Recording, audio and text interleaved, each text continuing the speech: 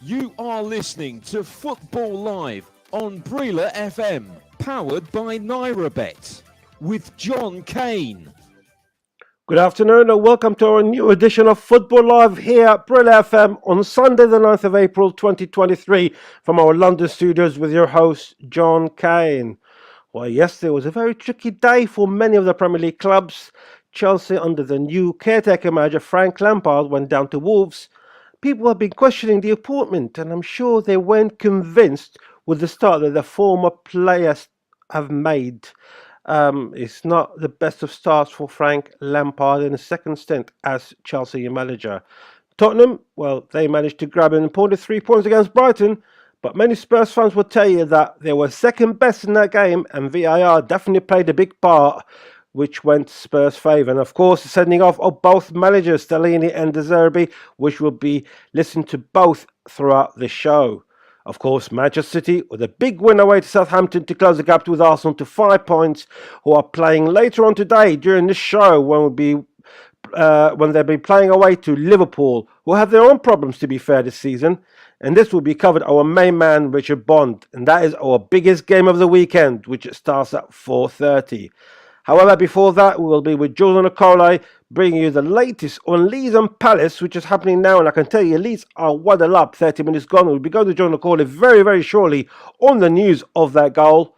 And both teams trying to give themselves as much distance as possible from relegation zone, with many bottom half teams losing yesterday. It makes this game a very important one. We'll also be keeping an eye on other major games in Europe. Borussia Mönchengladbach versus Wolfsburg, which is starting.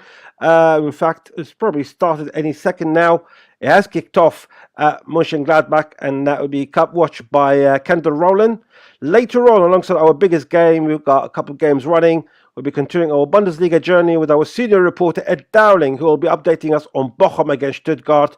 Ligue 1, which feature on the show as well, with Nantes against Monaco, and also Ajax against Fortuna Sittard from the Eredivisie, and that'll be watched by our very own Molly Sumpter. And of course, we'll be keeping you up to date with what else has been happening across Europe in the next 4 hours or so. Now, let's go to Ellen Road. Leeds are leading by a goal to nil.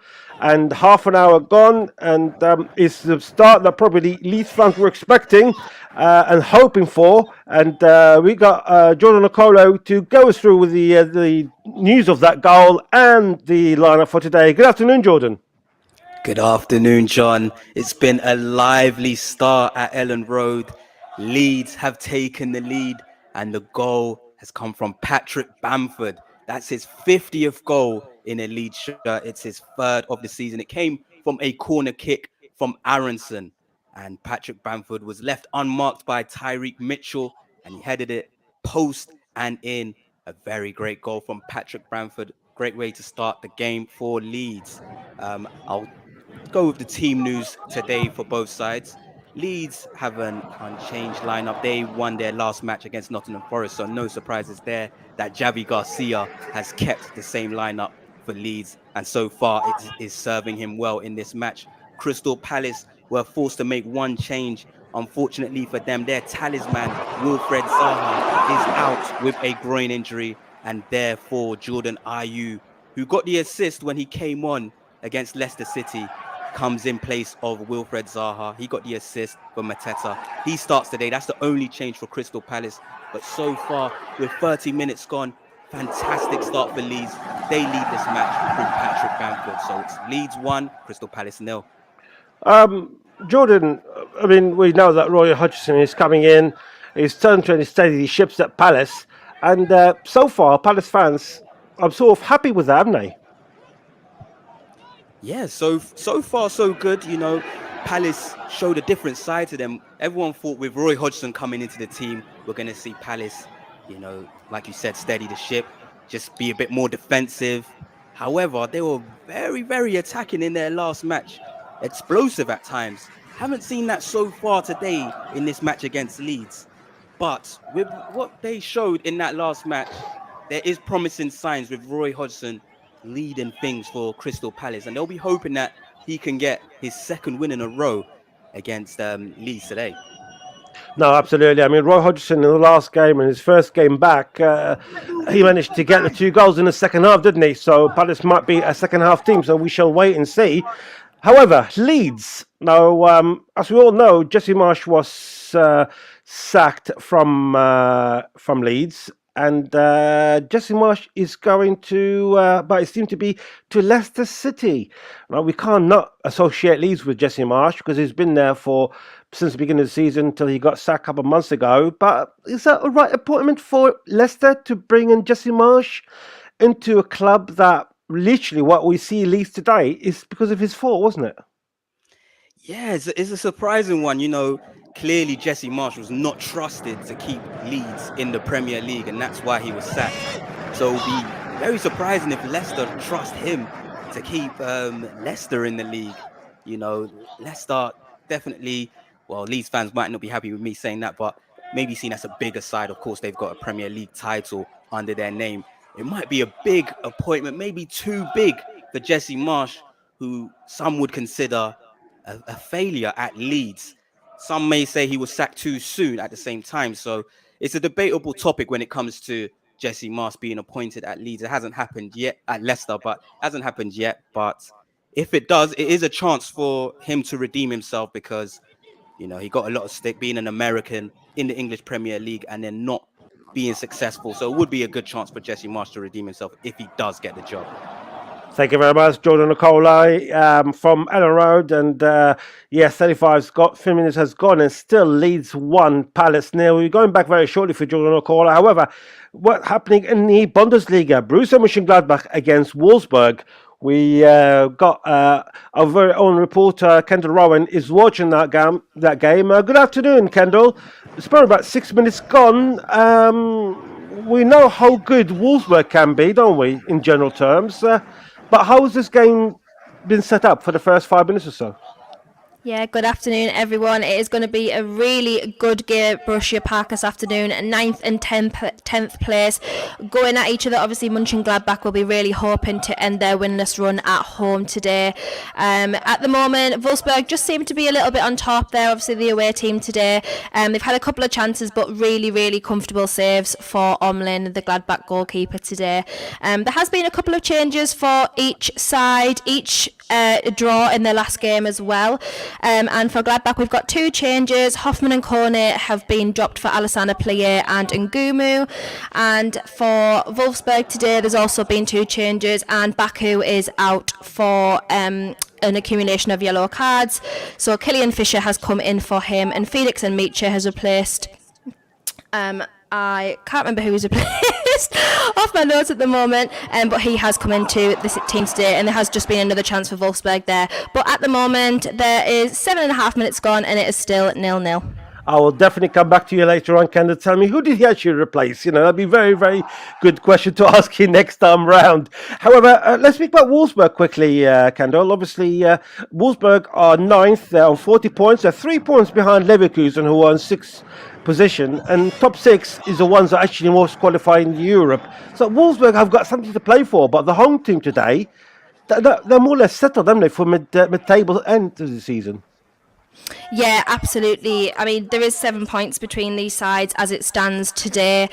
So Wolfsburg definitely are the ones who have more to play for today.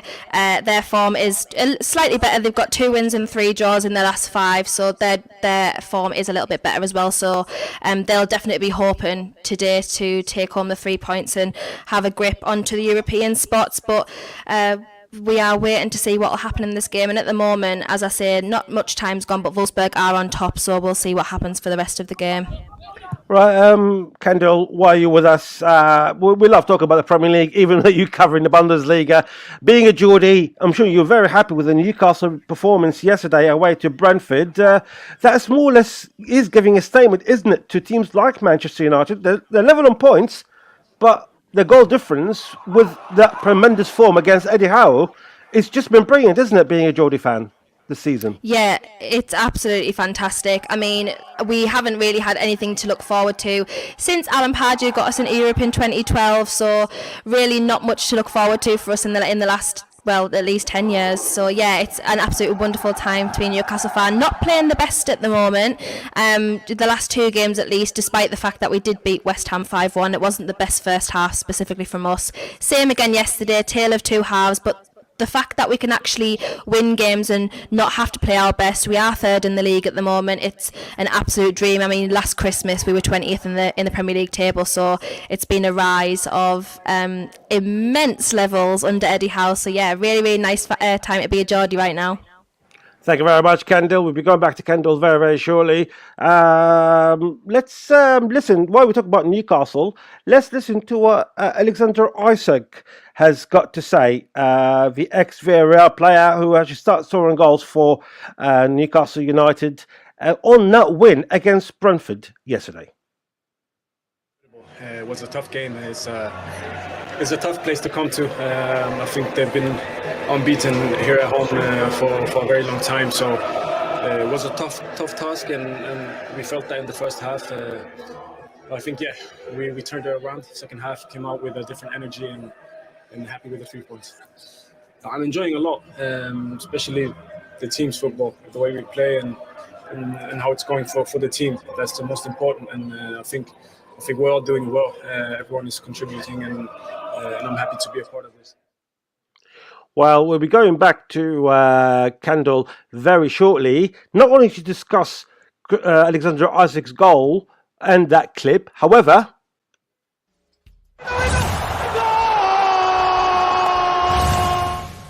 Powered by Nairabet. It's because there's been a goal in Germany, and I believe it's been disallowed as well. But let's go to Borussia Mönchengladbach. It's been a goal, Kendall. I believe it was for Wolfsburg, but it seems like it's been disallowed. Yeah, it was an absolutely fantastic finish from Wolfsburg. Well, really, really great link-up play. Omar Marmoush for Wolfsburg. A fantastic finish. Glided past the goalkeeper. But yes, unfortunately, it has been ruled out for offside. So it is currently still 0-0 in the Gladbach and Wolfsburg game. Is that something that more or less Wolfsburg try to do at the moment, isn't it? Trying to dominate the game, trying to catch up with teams like Leverkusen and the rest? Yeah, absolutely. The way that they play football, they play some fantastic football at times, Wolfsburg, and they really do go into games and try to dominate them. They'll be absolutely gutted about this because, as I say, it was a fantastic team goal, really, really good link-up play and a fantastic finish. But at the moment, 11 minutes in, we're coming up to the 12th minute of the game, and it is currently still 0-0. Kendall, you've just heard the clip from Alexander Isak for talking about the win against Brentford away from home yesterday. He's been a brilliant signing, hasn't he, for Newcastle this season from Villarreal? He's absolutely come in and just smashed it out of the park. I knew he was a good player because I follow La Liga quite closely. So I knew he was a good player from Real Sociedad. But yeah, just the impact that he's made, I could not have expected it. And it was only the second time this season that we've seen him and Wilson on the pitch together yesterday, which I really, really hope we see more of coming in at the business end of this season. They're both really, really good strikers, very different from each other. But yeah, Alexander Isak, he's so versatile. He's quick on the ball. He's finishing's fantastic. His goal involvement's actually one of the highest in the league, and he was injured for about 3 months. So yeah, he's an absolutely fantastic young striker, and I can't wait to see more of him at Newcastle. Thank you very much, Kendall Rowan. We'll be going back to the latest news of the Bundesliga between Borussia Mönchengladbach and Wolfsburg very, very shortly. Just to let you know, there's a few games happening in Ligue 1. Early on today, Lyon managed to beat Rennes by 3-1. Goals from Lacazette, the ex-Arsenal man, if you remember him, Tolisso and Barcola for Lyon, and Guiri for Rennes. Of course, Lyon doing very well at the moment in Ligue 1. However, we're coming just to half-time. A few seconds to half-time. Ajaccio 0, Auxerre 2, Montpellier 0, Toulouse 1. That'd be a good win for Toulouse. Reims 0, Brest 1, and Troyes 0, Clermont 2. In the Eredivisie at the moment, FCM and Enrique Brada are still 0-0. In La Liga, it's 2-2 between Valladolid and Mallorca with 5 minutes to go. So we'll just wait for late drama that happens there. However, our game for the time being is at Ellen Road. Leeds against Palace. It's 2 minutes to go till half-time plus injury time, Jordan Okoli. We'll see another chance for Leeds. Yeah, there was another chance for Leeds. The goal came from a set piece. Aronson whipped it in. Bamford scored, and they almost scored in a similar vein. Aronson again with a fantastic cross, and this time it was Pascal Stroke who got on the end of the header, and it was a fantastic save from Sam Johnstone. Leeds could have been 2-0 up. Leeds have been playing fantastic in this first half. We spoke about Jesse Marsch before. He'll be looking at this Leeds team and not recognizing it because they are playing out of their skin for Javi Garcia. Javi Garcia has a fantastic record when it comes to playing against Crystal Palace. He has beat Roy Hodgson the last times that they have met. And Leeds have a great record at home against Crystal Palace. They have won their last 6 meetings at home versus the Eagles. And so far, it looks good for Palace. Not for Palace, for Leeds. Palace looking out of sorts without Wilfred Zaha. They need to get Michael Olise, Eberechi Eze, the 2 players of Nigerian descent, on the ball. But without Wilfred Zaha, just looking a bit toothless. It's all Leeds so far in this first half as we approach half-time. It's Leeds 1, Crystal Palace 0. Thank you very much, Jordan. We were mentioning in the La Liga, Valladolid and Mallorca, literally a couple of minutes ago, it was 2-2. Now, there's been a goal in the last 5 minutes.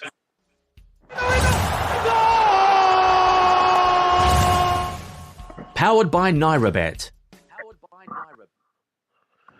Well, we just say it's going to be a goal in the last 5 minutes and late drama in the Bundesliga and the Premier La Liga. And Valladolid has scored literally 3 minutes to go through Moncho. So that could be 3 points, a valuable 3 points for Valladolid this afternoon if they can manage to hold on. They're both mid-table at the moment. And I can tell you, there's been another goal in the Premier League.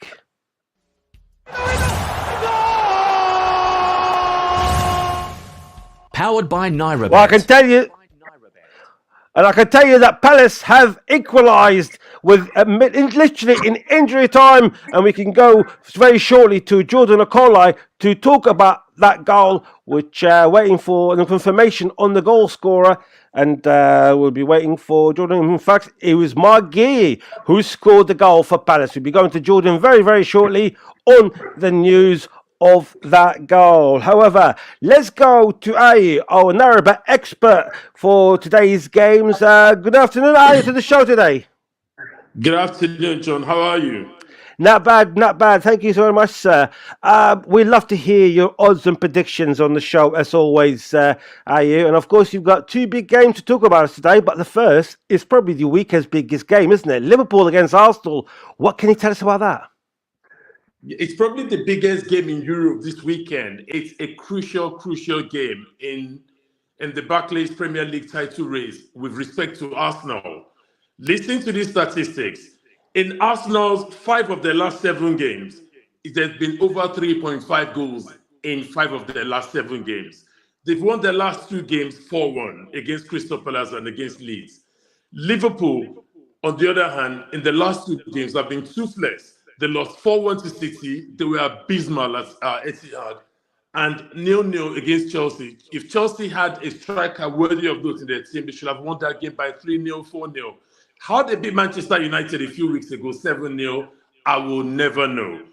Because of this, the odds are reflected in the win markets, especially with Arsenal being the favourites to win and end their outfield hoodoo. Arsenal are this is just slow.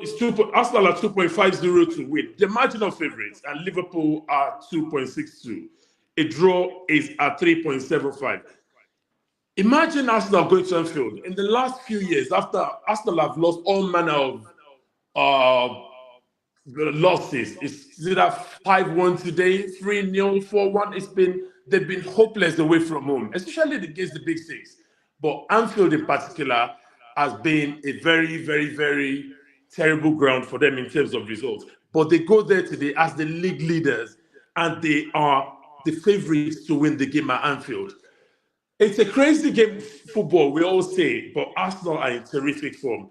For betting purposes, I think anyone should oppose Liverpool today. Liverpool have been absolutely useless all season. It's amazing the decline they've had from contesting for the quadruple last season to not even looking like finishing in the top 4 this season. If you're a lover of Liverpool, if you're a fan of Liverpool, you might think Liverpool will win 1-0 or Liverpool double chance at 1.50 to either win the game or to draw the game. I don't see it happening. I think I want Arsenal to lose, but I think Arsenal will win. It's probably the best bets today. You're probably going to be on goals, isn't it? I mean, that would be a very interesting one if you get quite a lot of goals in today's game. Arsenal score goals, so I expect Arsenal to score. But the thing with Liverpool is this: if the Liverpool team that turned up against United turn up, that could be a problem for Arsenal. Arsenal, if they overcome the psychological fear of Anfield, they can go there and put 3 goals past Liverpool. And Liverpool always still score goals sometimes, apart from the last 2 games, but they concede a lot. Van Dijk has not been himself. So in terms of goals in the game, both teams to score no is 2.50, and yes is 1.53. I don't think you get rich at 1.53 back in a yes in both teams to score markets. In terms of the match being a draw, a 3-3 draw is 41.00, and the 4-4 draw, as usual, is always 201.00. You remember the famous Xavi game when they scored 4? Arsenal and Liverpool have always produced goals. Could it be another 4-4? Who knows? You're absolutely right. That odd doesn't make you rich, but to make things interesting, probably like players' first-time goal scorers. We talk about people like Gabriel Jesus and Mo Salah. Have you got any odds on them to scoring first goals? I mean, that'd be interesting ones, wouldn't it? Odds on the first goal for Bukayo Saka is 7.0 to 1 to score the first goal today. Same thing with Gabriel Jesus. Liverpool, on the other hand, Salah is 7.10 as well. 7.00 for Salah to open the scoring. It's a very tricky market in terms of who to score the first goal. What I like is the market where you name the goal scorer, not necessarily to score first, and maybe his team, or say Bukayo Saka to score the first goal, and Liverpool to win the game, or Arsenal to win the game. Or Bukayo Saka to score and Arsenal to win. That could give you value in terms of the odds there. The odds for Bukayo Saka to score and Arsenal to win are 9.00. I don't even think that's a good price for such a risky bet. It's not a good price. The best bet for me in this game is to go for high scoring scoreline, 3-3, 3-2, but probably 4-4. It could be crazy. Liverpool could come out today, Salah could turn up and demolish Arsenal. He's a great player. It's just that he's not proved it this season. Occasionally he has, but today is a big game. If Liverpool lose today, they can kiss goodbye to any slim chances of top four that they have. If you're as old as I am, you probably remember the 4-4 when Arsenal scored 4, and Ershavin, didn't he? He scored 4 goals that game, and so it can happen. It can happen, can it? So absolutely. Yeah, at 200 to 1 for 100 naira, 200 naira, or 1,000 naira, depending on each person's pocket. But you always remember to gamble what you can afford to lose. That's the most important thing. It's a bit of fun. Cool, that's great. Good to know. It's good also for our listeners to know that they can combine the odds as well. They can combine the bets, narrow bet. So for them, that's good to know that they can do that. Now let's move on to the Ligue 1 game. Of course, Nantes against Monaco. It's a big game because Monaco are 4th. They're 3 points behind Champions League spot, and Nantes, they're only 4 points ahead of Strasbourg, who are on 17th. And they're trying to avoid relegation. So what odds can you give us on that game? Nantes at Monaco. It's obviously Monaco are the favourites. You just mentioned it now. They are 4th in the league table. And the stunning thing about Monaco this season is that they've got more points away from home than at home. 31 out of 57 points away from home. That is an astonishing record. It's weird how you play so well away from home and you don't do well at home. Nantes, on the other hand, have not had a great recent period. Let me give you one stat on Nantes as well. Okay, Monaco have picked up more away points from obviously more away points than points at home. As I said, there have been four more goals in 11 of Monaco's 28 league games. So that there have been four or more goals in 11 of their 28 league games. Nantes, on the other hand. Not on the other hand, there's a stunning statistic here about Nantes, which doesn't make good good reading for them. They are 14th in the table. They've got a minus goal difference of 10, and they are poor at home. So all things point to Monaco winning the game. Nantes have lost 3 of their last 5, and they are likely to be outgone by Monaco. Monaco will outscore them. You lose 3 of your last 5, and you play a team who are excellent on the road. Common sense points that it's going to be a Monaco victory, but we know how football can kick you in the teeth. But for betting purposes, Monaco at let me give you the exact odds, 2.05. And I think that's a cracking bet because it's a case of doubling your money with a bit of interest. 2.05 for Monaco to win. It draws at 3.75. And if you think Nantes can do it, 3.50. It's not a great price for Nantes to win at home because they usually don't do. Absolutely. Ayu, thank you very much for your interaction again this week. And it's been a pleasure having you with all the latest odds you have. And of course, we'll have you back next weekend as well. Before you go, can I just also mention, because Monaco score a lot of goals. Nantes do score sometimes, but they've got a porous defense. Monaco to win 3-2 at 21.00 looks a cracking price. Nantes to win at 4-0, it's not going to happen. So it's like a waste of your money. And Monaco could just go there, run riot, 4-0, 34.00, 4-1 is 29.00, all with nairabet.com. Fantastic. Fantastic. Ayu, it's been a pleasure. Thank you very much, sir, for all the updates for today's games. Enjoy the rest of your day. Thank you very much, sir. Thank you. And now we hand you over to Tony and the team in Nigeria to give you all the news of the Nigerian players around the globe and go through your comments and interactions on social media. And we'll be back here very, very shortly. Good afternoon, Tony.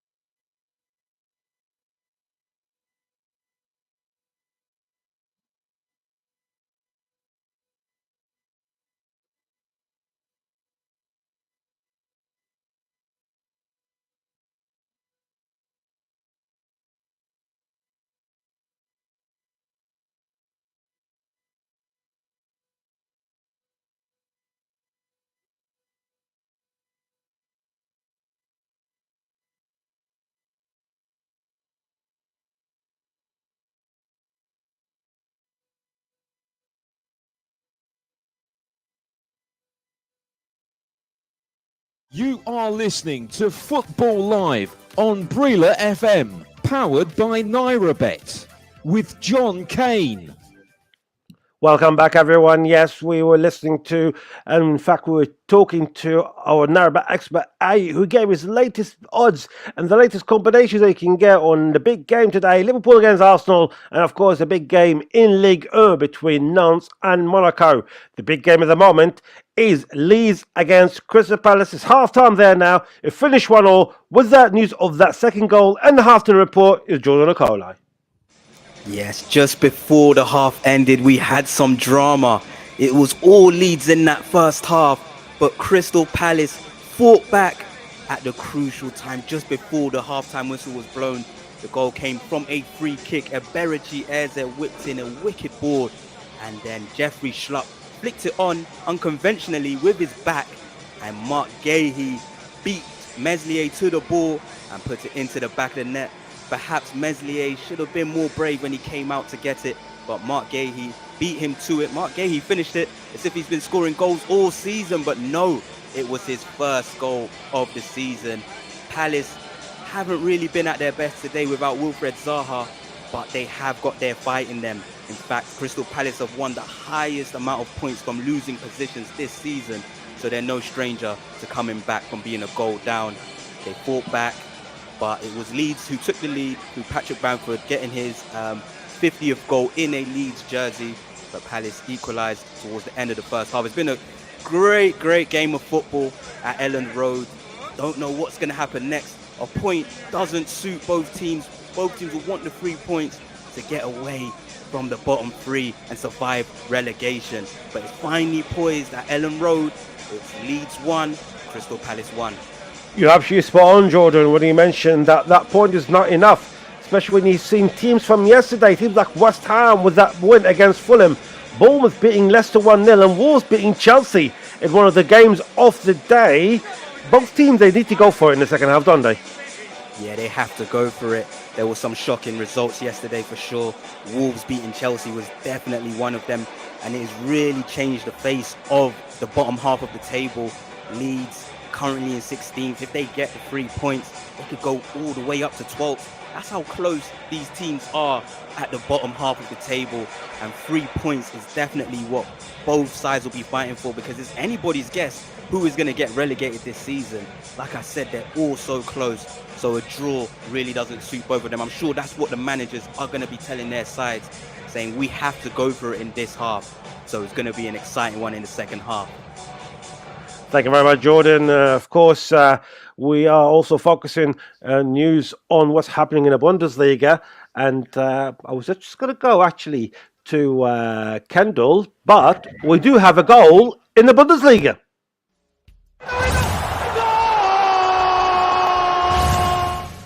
Powered by NairaBet.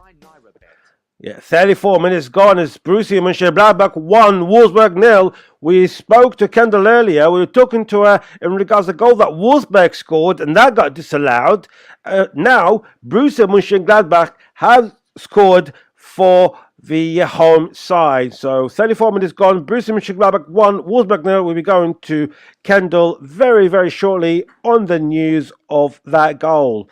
And, of course, yesterday's games... seen so many, shall we say, loads of excitement, wasn't it? It was very, very exciting game yesterday.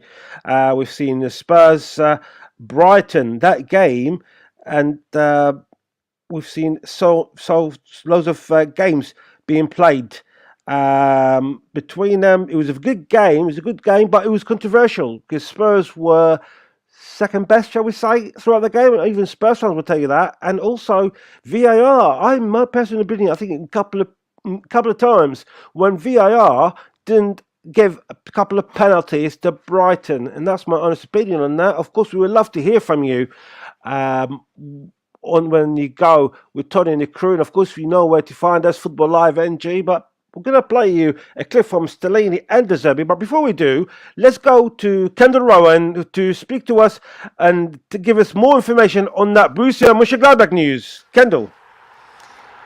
Hello, yes, it is 34 minutes gone and it is Borussia Mönchengladbach 1, Wolfsburg 0. Wolfsburg will be absolutely gutted about this, in all fairness, because it was a goalkeeper mistake from Castells. It was a really, really poor release into the feet of Ngumu for Mönchengladbach, and his link-up play with Marcus Thuram up front was really, really good, and he just curled a left-footed shot in the bottom left corner of the goal, and it was absolutely fantastic, calm finish. But Wolfsburg have been on top here, so I know that their manager Niko Kovac will be absolutely gutted about this, but it is only 35 minutes gone, so we'll see what happens for the rest of this half. But at the moment at Borussia Park, it is Borussia Mönchengladbach 1, Wolfsburg 0. I mean, Wolfsburg are a team that really wants European football next season, so you expect them to try their best, wouldn't they? I mean, they've got enough time to try and turn it around against a Mönchengladbach team who, not bad themselves, but I think on paper Wolfsburg is a bit better, aren't they? Yeah, absolutely. They've absolutely dominated this game as well. Possession, shots, corners, everything like that. They've really, really been on top. And for the last 6 or 7 minutes, actually, aside from the goal, it's been a pretty pedestrian game. Both sides kind of really calm, not much excitement going on until the goal. So, yeah, they'll be gutted about that. But based on what I've seen in the possession and the way that they've played, I think they can definitely come back from this. But we will see what happens for the rest of this half, and obviously the second half is to come. Thank you very much, Kendall. From Borussia Mönchengladbach, yes, it's 1-0 for the home side. Now, we were talking about Spurs-Brighton yesterday. Spurs managed to win by 2-1 against Brighton. Now, Spurs cemented themselves in 5th place, still playing chase.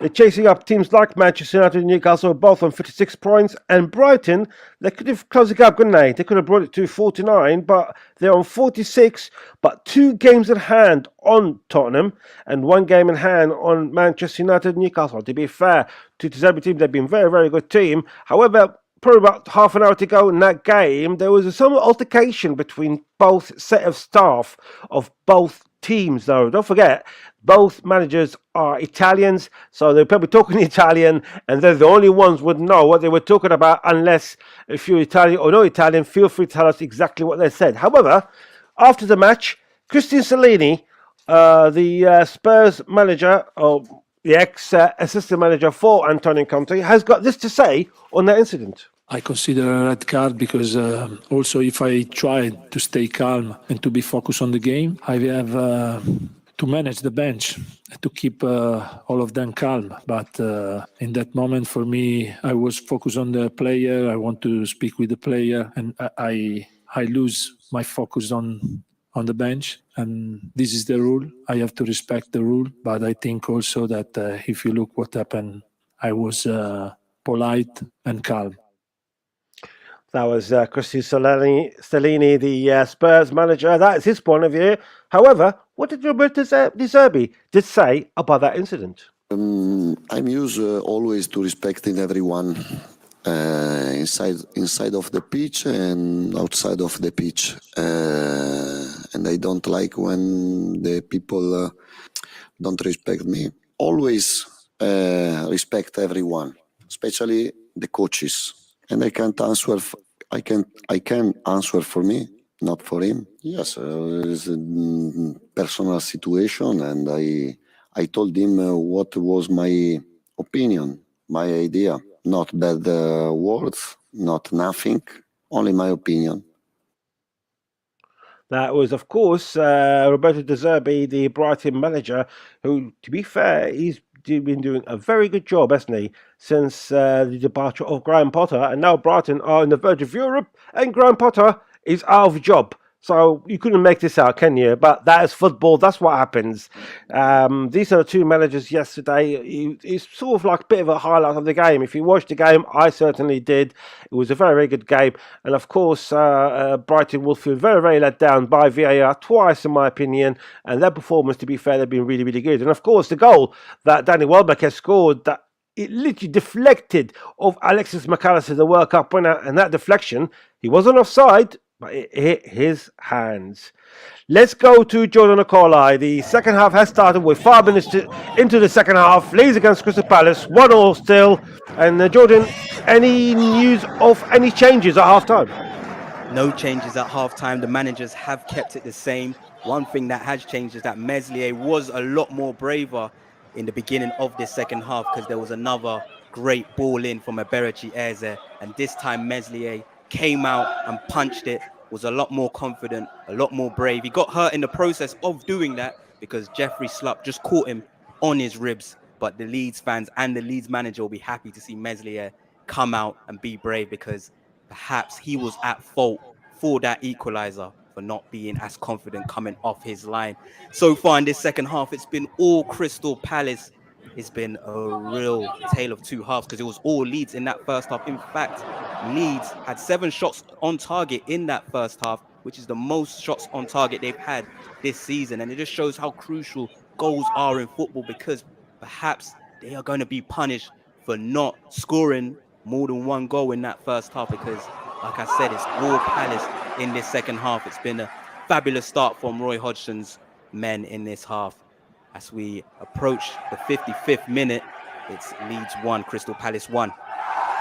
Thank you very much. Jordan Okoli from Ellen Road, Leeds 0, Crystal Palace 2. In fact, as soon as we left Jordan,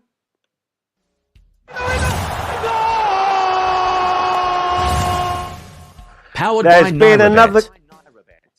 I keep forgetting there is something someone else going to say. Thank you, Andrew Bonacore. It's been a third goal in the game between Leeds and Crystal Palace, and this time it fell for the away side. It's Leeds 1, Crystal Palace 2, and it's Jordan Ayew who scored the goal for the visitors. We did say that Roy Hodgson's team always seem to play in the second half. It happened yesterday, and happened in fact last weekend, and it happened again today. We'll be going to Jordan Okoli very, very shortly on the news of that goal. But let's go to Kendall first. And of course, Borussia Mönchengladbach are leading at home to Wolves by 1-0, Kendall. But it seems like we're still getting more chances now from the home side. Yeah, absolutely. They've really just since the goal got a foot into this game. With 42 minutes gone now, and it is still 1-0 to Borussia Mönchengladbach, the home side against Wolfsburg. Marcus Thuram, obviously the striker that's been very heavily linked with a move away from the club in the summer to the Premier League, linked with the likes of Newcastle, Manchester United. He has just had a couple of chances in the last few minutes, so they'll be really hoping to extend their lead just before half-time comes. We've got 3 minutes left of the half without any added time. But at the moment at Borussia Park, it is 1-0, Borussia Mönchengladbach 1, Wolfsburg 0. And let's go back to Ellen Road. Leeds, Jordan, you mentioned all these chances, but it was Palace who scored. Yes, it was Crystal Palace who scored, and Leeds are going to rue those missed chances. Don't you just love a relegation scrap? This match has been so exciting. Michael Elise, the player of Nigerian descent, with a beautiful cross into Jordan Ayew. Jordan Ayew did not start the last match. He, in fact, is the replacement for Wilfred Zaha, the talisman for Crystal Palace. And boy, has he stepped in. He has scored a crucial goal with his head. Like I said, Michael Elise with a fantastic cross. And Jordan Ayew headers it in off the post and in the back of the net. Only his second goal of the season for Jordan Ayew. And boy, is he replacing Zaha well. It's been all Crystal Palace in this second half. Like you mentioned, John, Palace are used to coming back from behind. They're the highest. They've won the matches from the coming back with the highest points this season. And they're doing it yet again. They were 1-0 down, but they're turning things around. Leeds might still have something to say about all of that. There's still a lot of time left in this match for more goals. And I'm sure there will be more goals. But as it stands, it's Leeds 1, Crystal Palace 2. Yes, Leeds 1, Crystal Palace 2. Thank you very much, Jordan Okoli. And actually, would you believe it?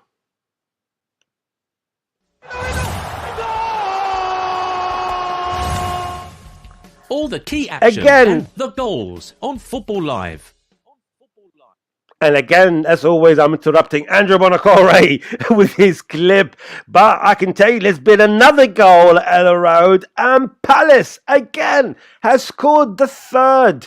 I mean, we did mention, every time I come back from Jordan Okoli, something has to happen. So I think the more I keep going back to him, we're going to see more goals. So let's keep going back. We love the goals here, Umbrella, on Football Live. And I can tell you, it's Eze who scored. It's literally 2 minutes after Jordan Ayew have taken the lead for Palace.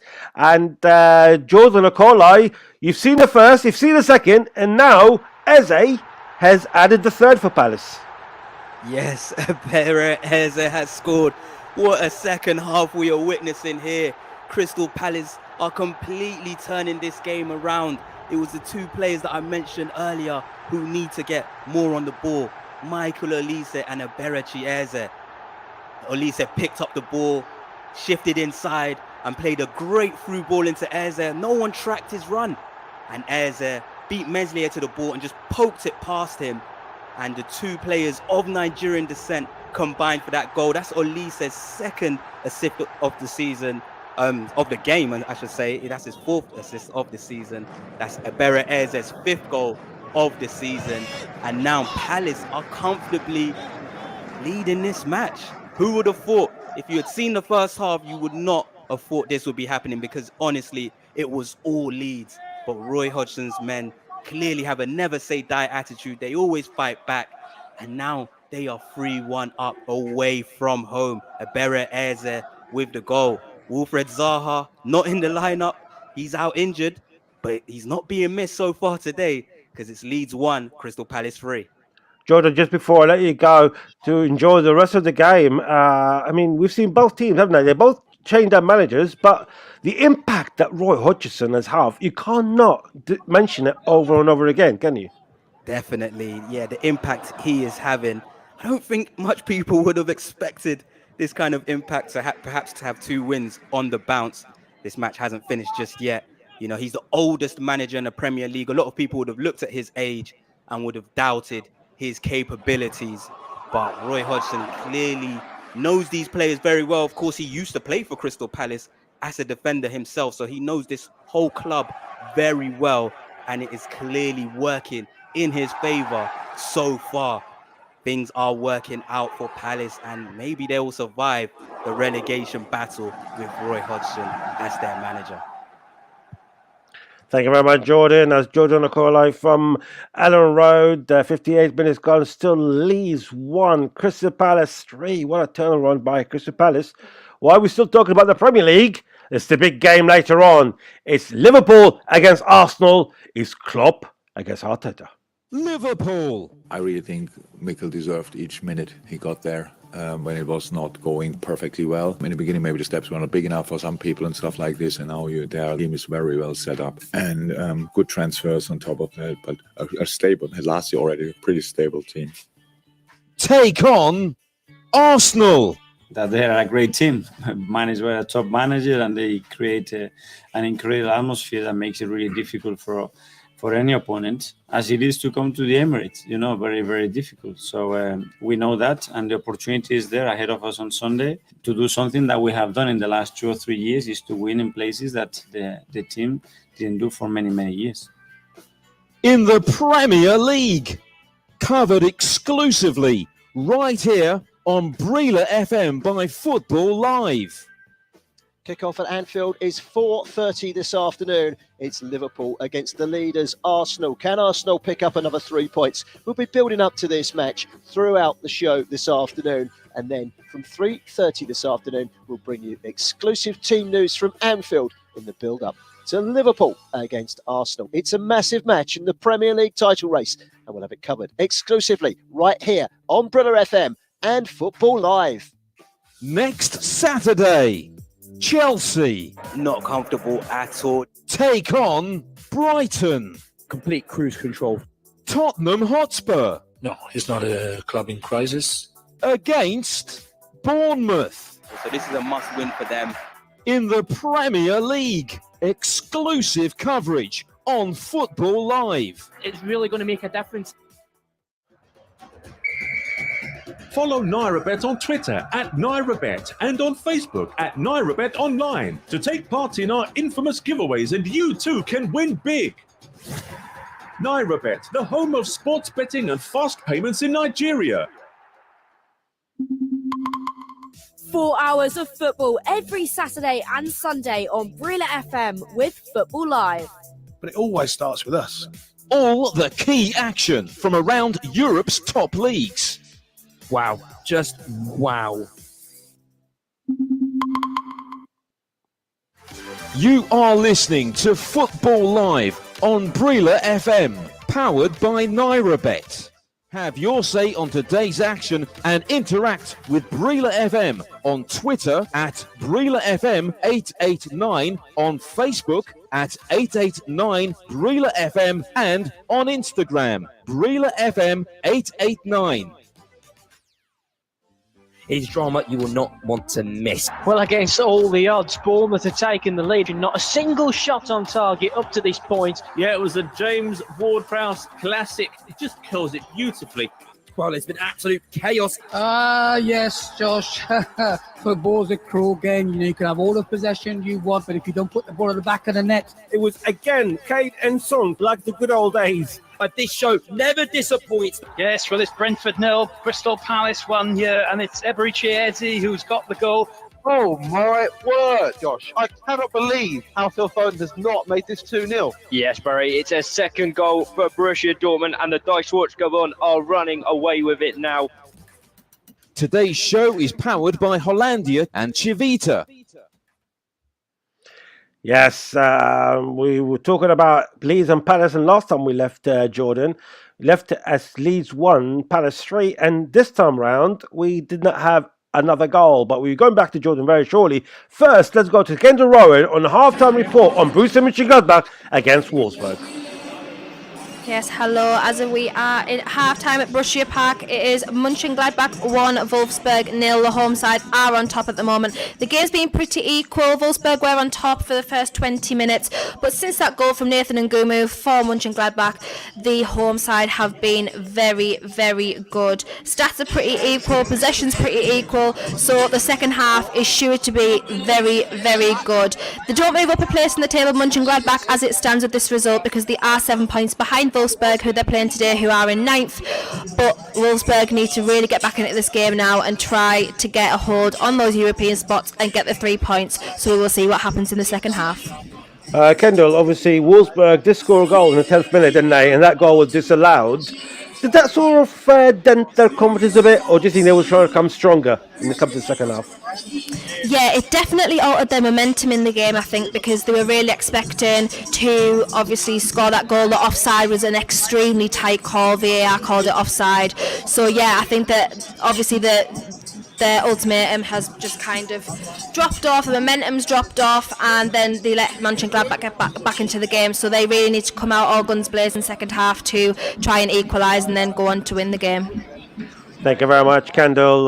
Yes, half-time there. It was Borussia Mönchengladbach 1, Wolfsburg 0. Let's go back to Ellen Road. We've got about 25 minutes to go. Leeds are really desperate. It's trying to change things and turn things around again. Jordan Okoli, we've got a few changes, haven't they, for the home side? Yeah, a few changes for the home side. Sinistera has come off the pitch. Rodrigo, Leeds' top goal scorer, has come on. Aronson has come off. And Nonto, we know Nonto's a dangerous player. He has come on for Leeds. And Christensen has also come on for Junior Firpo. So Leeds have made 3 changes, and they'll be hoping that can make a big difference to them. We know Rodrigo has goals in him, and we know Nonto can be dangerous on the wings. So we'll see if that can really spark a change for Leeds, because they desperately need it.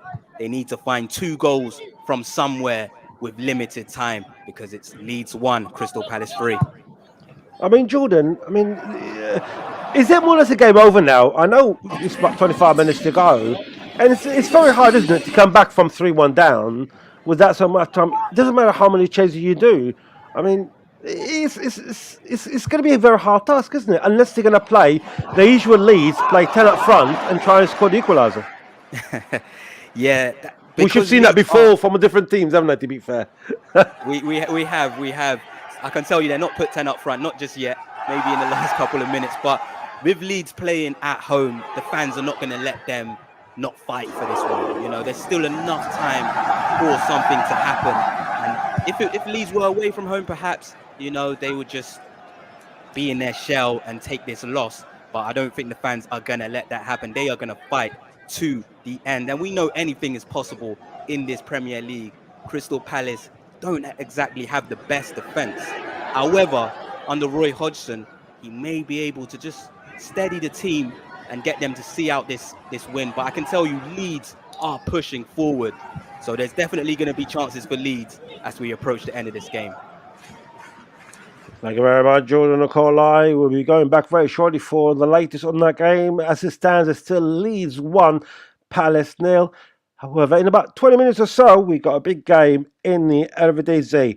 It's Ajax against Fortuna Sittard. Now, Ajax are third with 56 points. Now, they're about 8 points behind the leaders Feyenoord, who are playing later on. PSV won yesterday. They're 3 points ahead of Ajax. And Fortuna Sittard, they're on 32 points. They're about 10 points above relegation.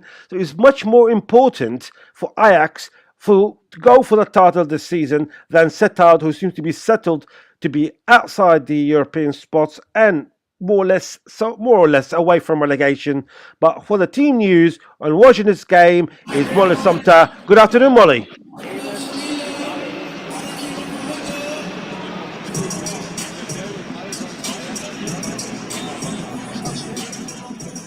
I believe we've got some sort of technical issues with Molly. We'll be going back to her very, very shortly.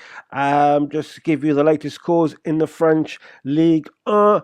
It's Agaccio 0, Auxerre 3. About 20 minutes to go. It has a great win for Auxerre. Montpellier 0, Toulouse 1. Reims 0, Brest 1. And Troyes 0, Clermont for 2. Half-time, as we mentioned, in the German Bundesliga. It's still 1-0 to Borussia Mönchengladbach. But I think let's go to Molly. I think you should be able to hear her this time around. Good afternoon, Molly. And it's going to be a big game for Ajax, isn't it, today? Yeah, good afternoon, everybody. It will be a massive game for Ajax, who, like you said, John, are absolutely, they're craving the points at the moment.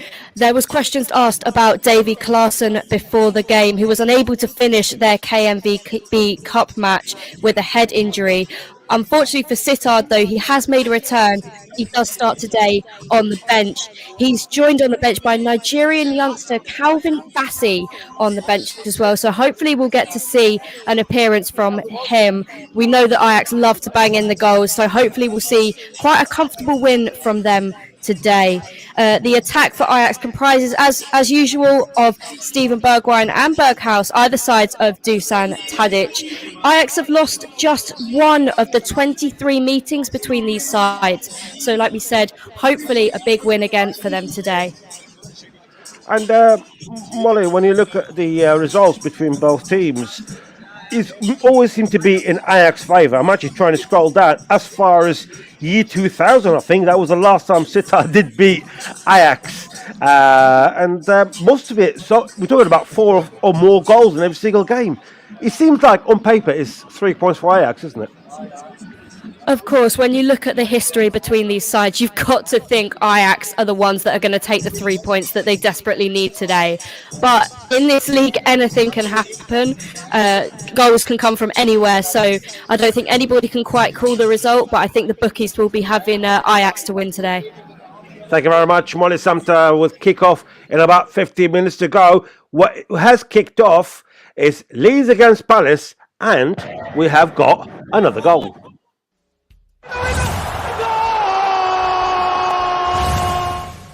Powered by Nairabet. Yes, we got another goal on the road, and believe it or not, it's Leeds 1, Crystal Palace 4. Roy Hodgson men are going from better to better. That's the best way you can describe it. Ozdan Edward has scored for Crystal Palace. Jordan Okoli, with all the changes that Leeds have made, Palace are sort of capitalising on, haven't they? Yes, what a second half this has been for Crystal Palace. They have scored 3 goals in this half.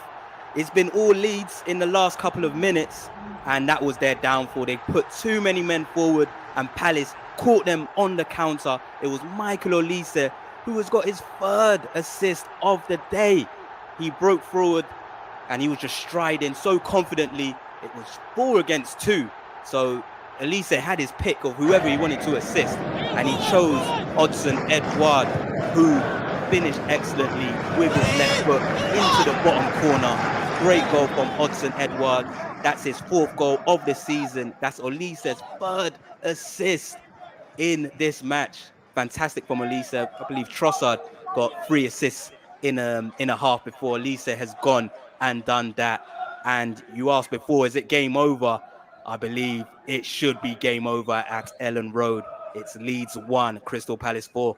What can these managers do from there, though, Jordan? Because at the end of the day, I mean, they are playing at home. They're playing a team that actually more or less around them, isn't it? And you think it's a game you play at home with, and we know how passionate Leeds fans are as well. It's something to try and take advantage of, isn't it? With everything surrounding that game. Definitely, these matches are 6-pointers. You have to win them, especially when you're at home. Definitely, Leeds would have been looking at the fixture list and would have been knowing that they have to win this match. So to lose 4-1 in this kind of fashion, Leeds fans will not be happy, especially with the way they dominated the first half. They will know that this was a match they definitely could have won. Also, with Zaha being out, Leeds would have been confident that they could have beat Palace today. But again, I say to lose in this kind of manner, to lose 4-1 at home, it's just not good enough. Even if you're surviving, trying to battle for relegation, it's not good enough at home. It's terrible for Leeds, honestly. It's terrible for Xavi Garcia. He has an unbeaten record against Crystal Palace and Roy Hodgson. He would have been thinking today would have been a given. However, they are being battered at Ellen Road because it's Leeds 1, Crystal Palace 4. Thank you very much, Jordan. Yes, it's going to be a big win, a fantastic win for Palace here at Ellen Road. And it's a game, like Jordan said, it should be a 6-pointer for Leeds, playing at home, and both teams more or less above relegation. They're really trying to grab as many points as possible, but Leeds are failing at home. Palace are taking advantage, and I would not be surprised to see probably more goals in that game when Palace probably catching Leeds on the counter-attack. It depends if Leeds going to go for it. It's going to create gaps in the back. That's just how football is. However, what football was yesterday was a big win for Manchester United. Their win wasn't enough to keep them at 4th place because Newcastle managed to, with their win against Brentford, about 3-1, to keep Ten Hag's men more or less level on points. But the goal difference in Newcastle's favour. However, Ten Hag was very happy on beating Everton yesterday. Same, but as long as you don't score the second, and you always have to fear, and so they only need one chance then. And we conceded only one chance in the whole game. We conceded only 2 chances in 2 games, and we created a lot of chances. So I think, and that in the 3rd game in 6 days. So I think big credit to the team and team performance. 2 really good results, showed really good and great mentality, character, and so we're happy with that. Yes, they've shown great character and mentality, Ten Hag's men. I mean, if we look at some of the games they're going to be facing over the next few weeks, of course, they're playing Sevilla home and away, starting at home this on Thursday, but on next weekend, they're playing Forest away.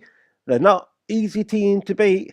Then they're playing Brighton away the weekend after that, and they're playing Tottenham away, and then they're playing at home to Villa, Brighton away again. So games, we've got a few other games as well, but these games are 4 or 5 fixtures, absolutely crucial for Ten Hag's men because it's just not easy games at all.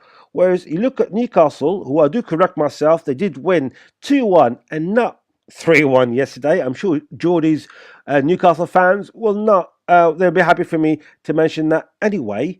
And they've actually, they've got really interesting games as well. They're going to have to play Villa away, Tottenham at home, Everton away, Southampton at home, and then Arsenal at home. Of course, Arsenal who are playing later on. So they're not easy, but probably easier. What do you think, Man United fans, and what do you think, Newcastle fans? Give us your points of views, and Tony will go through it when we go to Nigeria later on in about 15 minutes or so. No, 15 minutes gone at Ellen Road. Let's go to Ellen Road again. Why not? We love the goals. We've seen so many goals, Jordan. 15 minutes to go. Any more changes, or have you seen any kind of slight improvement from the home side?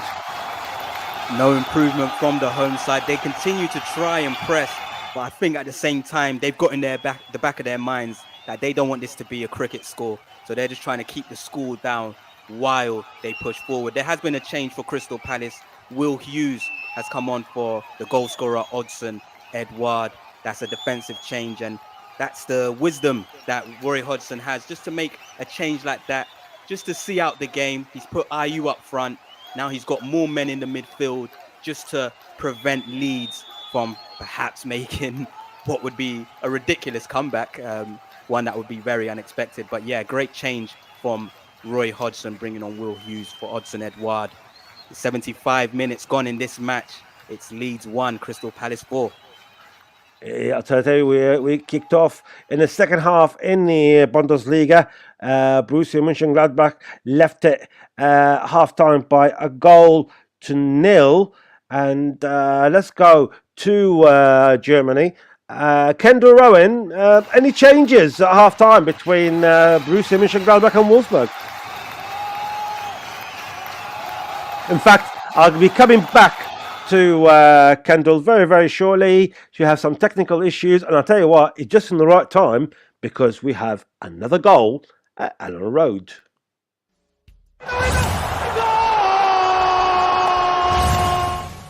Powered by NairoBet. We did say something is going to give, isn't it? We're going to see more goals. Are their Leeds going to be exposed even more so, or Palace going to face the backlash of Leeds United? And I'll tell you what, it's been another goal for Palace. It's Jordan Ayew again. It's Leeds 1, Crystal Palace 5. Well, it's not the result that we were expecting. But I tell you what, Roy Hodgson's men, they'll be delighted. Their fans will be screaming from the ground, from their home side. I think VAR is being involved at the moment. But we're going to Jordan Okoli very, very shortly on the news of that goal. And let's go. I know it's a VAR check. Let's go to Jordan Okoli on the news of that 5th goal. And Jordan, what is the VAR involves? Yeah, so it could be an offside for Jordan Ayew. It was, I'll tell you how the goal came about. It was a Barry Swain just swiftly going past Leeds defenders as if they're not theirs. It's like Leeds have given up. And then Will Hughes took a shot, and it took a deflection and fell so kindly for Jordan Ayew. He couldn't really miss how kindly it fell for him. And he slammed it into the top corner. If it's given, Jordan Ayew will have 2 goals in this match. We're just seeing the VAR check, so perhaps, come back to me shortly. Yes, I can tell you, Jordan has been given, and it's just getting from battle. It's an absolute disaster score, isn't it, Jordan, for a team like Leeds at home? Not only just to concede 5 at home, but to concede so many over the last few minutes. Honestly, this is embarrassing for Leeds to lose 5-1 at home in a match that surely you just have to win, and to concede 4 goals in the second half is just really not good enough. Jordan Ayew, he has done a great job today replacing Wilfred Zaha. Palace fans will be saying, Wilfred Zaha who? After today, because they've scored 5 goals without him. Something that Palace don't do often. They're in the top 5 lowest top goal scorers this season, but not after today. They are really racking up the goals, and this can be important for goal difference if Palace are involved in a relegation battle later on this season. And it could be terrible for Leeds when it comes to their goal difference. I think Leeds fans will just want to hear the full-time whistle. It has been bad. Javi Garcia, he's making more changes. Patrick Bamford has come off. Mateta will be coming on for Crystal Palace. It's all Crystal Palace in this second half. Leeds fans just want to hear the final whistle. Leeds 1, Crystal Palace 5. I'm sure this is not the news that Leeds fans want to hear. 10 minutes to go plus injury time. But I tell you what, the news that Arsenal and Liverpool fans want to hear is the team news. And we have the team news here for the kickoff, which is about 50 minutes or so. Richard Bonds, good afternoon to you, sir. And what's the latest team news? Good afternoon, John. Good afternoon, everyone. Welcome to Anfield. A huge match in this title race with leaders Arsenal travelling to the 8th place Liverpool. Seems strange mentioning the home side outside the top 4, but all too often they've been below par this season, leaving a realistic chance they may not be Champions League football at the red half of Liverpool. Right, straight on to the team news then today. Looking at Liverpool, they've made quite a few changes, 5 changes today. Returned to a more familiar back 4. So we've got Alisson in goals, but we've got Trent Alexander-Arnold restored at right back with Anthony Robertson at left back. Virgil van Dijk returns to centre half with Konate. Into midfield then we've got Henderson, Fabinho and Jones, the same as last time. Up front, a bit more change again. Cody Gakpo flanked with Diego Jota and Mo Salah coming back in. As for the Gunners, well, it's one change for them. We've got Bukayo Saka coming back into the starting lineup. He replaces Leandro Trossard, who drops back to the bench. So it's going to be really interesting tie today. Arsenal haven't won at Anfield since 2012. Massive role reversals this year. It should be an absolute thriller. Can they do it? We'll have to see now. Kick off in about 40 minutes' time. Richard, we talk about the lineup. Let's talk quickly about Liverpool. I mean, Trent Alexander-Arnold, it's been the shadow of himself, isn't he, this season? I mean, when you watch the replays and you watch the game itself or you watch highlights, it's just not the same player as he was a few years ago, isn't he? It's quite remarkable, the space and the amount at times that strikers and wingers go around him. It's not him, is it? You can't really see what's up with Trent this year, but I think one thing we can look at is the stats. He's not producing offensively as much as he used to, but is that because he's been pegged back more? I think so. Defensively, I think that's a confidence issue. I think he needs a run of games with good performances now. But you could also look at the rest of the team aren't performing as strongly either. And is he the scapegoat of a team that's not been performing on the pitch? It's a lot of things, really. Liverpool fans will be concerned with the performances they've had. But at Anfield, they've been much stronger. You know, they've only dropped points in 4 games this season. And, you know, they have one of the better home records in the league. We shall see, though, today, see if something turns around. But, yeah, looking forward to this one. Absolutely. Richard, just before you let you go, we're going to play a clip. Mikel Arteta, in fact, speaking on Ben White and what he thought about him as a player. I'm extremely happy with him. Again, he's been really consistent. He has adapted to the position really well, the way they flow and the way they play, especially with a few players and the way they link up. It's been great, and he would have other opportunities in the future for sure. Richard, Ben White has been phenomenal, isn't he, this season? In fact, you can say that on all the Arsenal players, can you, for to be in the position that they are now. But I think Ben White coming in and adapting from Brighton into Arsenal, now sort of like producing the goods, isn't he? Oh, definitely. And he came in as a traditional centre-half, and he's adapted with that. Mikel Arteta's put him in at right back. Unfamiliar role for him, but he's learned it really well.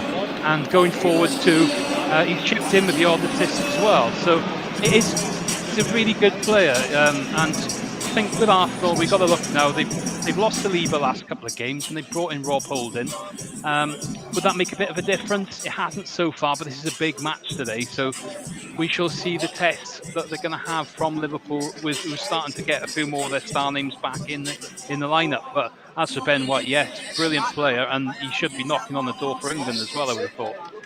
I mean, I think for me, in the beginning of the season, when Arsenal were playing very, very well, my only problem is can they keep up the pace, and is their depth is big enough? And then when I look at the substitutes today, and we've got people like Jorginho, Ryan Nelson, who's been brilliant coming as a sub, Emil Smith-Rowe, Kieran Tierney, Leonard Trossard, and Fabio Vieira, it's really, that's what Arsenal fans wanted, didn't they? A very good depth squad that they can compete. If anything goes wrong, these are players who will come in and deputise. Oh, definitely. And you've got to look at Gabriel Jesus back as well. He's fresh. He's been out for a few months injured. They got him for the run-in. They've got no Europe as well to have to focus on, unlike Manchester City, who are going to have those extra games to play now. I think really it's going to stumble down to who can sort of keep this momentum going. And then they've got that big match at the end of the month coming up, and it could be decisive now. The gap's 5 points today. They know they need to win, or at least get something out of this game, Arsenal, I feel, just to keep things ticking along. And then that game could be the one come, I think it's the 27th or something like that, right at the end of the month. So, yeah. Just quickly on William Saliba, the French international.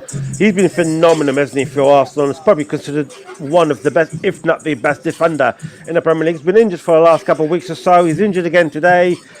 I mean, Rob Holding can do a good job, can he? But Saliba is a different planet, isn't he, when it comes to defending? Yeah, I think so. He's been excellent this year, and it's been, I wouldn't say a surprise, but he's a young defender. He went out on loan last year, come back, he slotted back into the team, very nicely. And yeah, like you say, Holding, he's a good player. He's a clever player. You know, he can work. He can work with the likes of.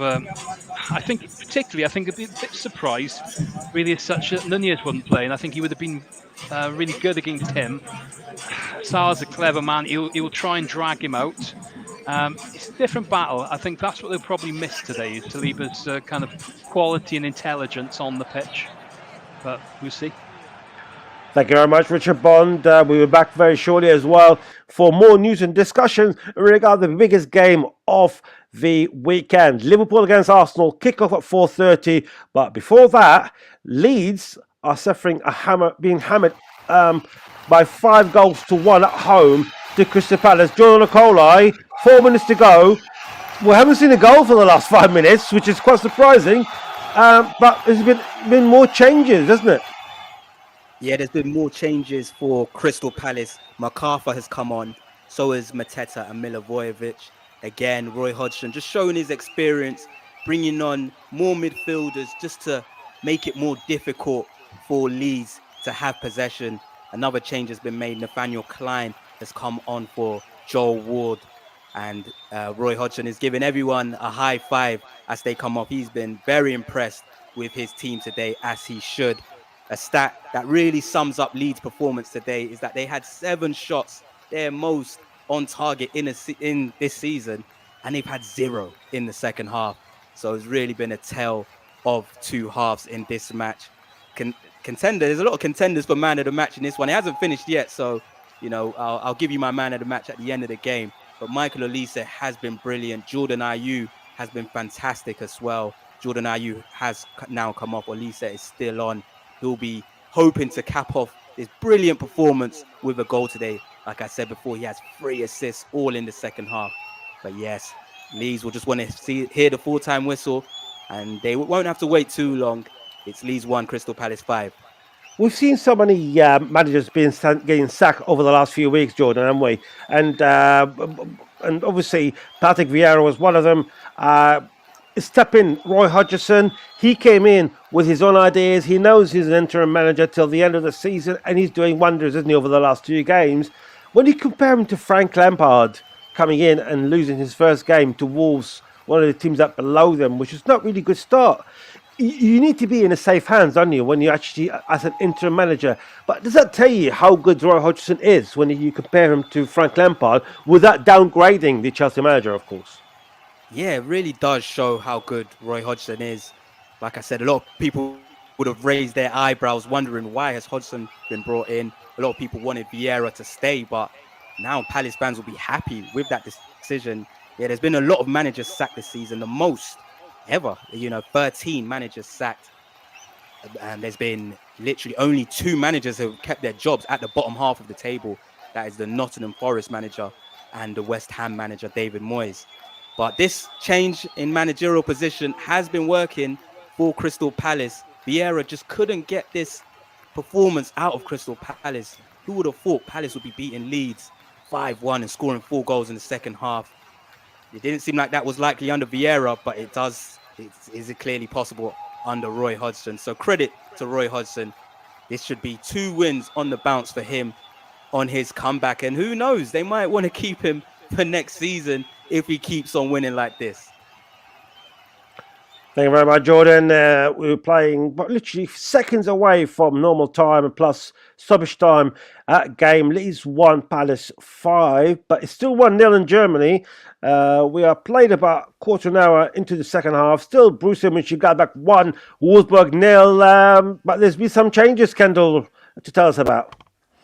Yes, they absolutely have. I'll be coming to the 60th minute here at Borussia Park. It is still 1, Borussia Mönchengladbach and Wolfsburg 0. Wolfsburg are the team who've made the changes. They need to get the equaliser and go on to win the game from their point of view to get into the European spots in the Bundesliga this season. So Nico Kovac's made 2 changes. Luka Waldschmidt has come on for Yannick Gerhardt and Kevin Paredes has come on for Maximilian Arnold, who had a little bit of a strange first half. He was given given away some silly fouls, but also has some decent chances at goal and has in this second half as well.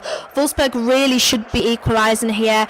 Omlin, the Mönchengladbach goalkeeper, had pulled off an absolutely fantastic save to deny Wolfsburg earlier. But at the moment, as we come into the 61st minute, it is Borussia Mönchengladbach 1, Wolfsburg 0. It's the game that they need to win. That was the game that really, I know they're playing away from home, but when you actually see them, they're not far from a European spot. And that's going to be a big dent, isn't it, for Wolfsburg if they can't get at least a point from today's game? Yeah, absolutely. I think they'll be upset as well, obviously, with the earlier very, very tight offside call being given to deny them their goal, because the game would have been completely different from that point. So they will be upset by that. Hopefully these changes for Niko Kovac's side do make a difference and do make an impact on the game, and they can come back from this. But yeah, they'll be, if they lose here today, Borussia Mönchengladbach have had a winless run in about 5 games now, so it'll be a very surprise result, but Wolfsburg will be really, really upset if they don't get at least a point from this today. Thank you very much, Kendall Rowan from the Bundesliga. Still Borussia Mönchengladbach 1, Wolfsburg 0. We're playing in the second minute of 4 minutes of injury time. Still Leeds 1, Crystal Palace 5. So we're coming more or less to the end of that game, which is very important for Leeds, for Crystal Palace. But it just doesn't look good well for Leeds at all, didn't it? But anyway, let's hand you over to Tony and the team in Nigeria to give you all the news of the Nigerian players around the globe and go through your comments and interactions on the social media. And we will be back here very, very shortly. Good afternoon, Tony. And go through your comments and interactions.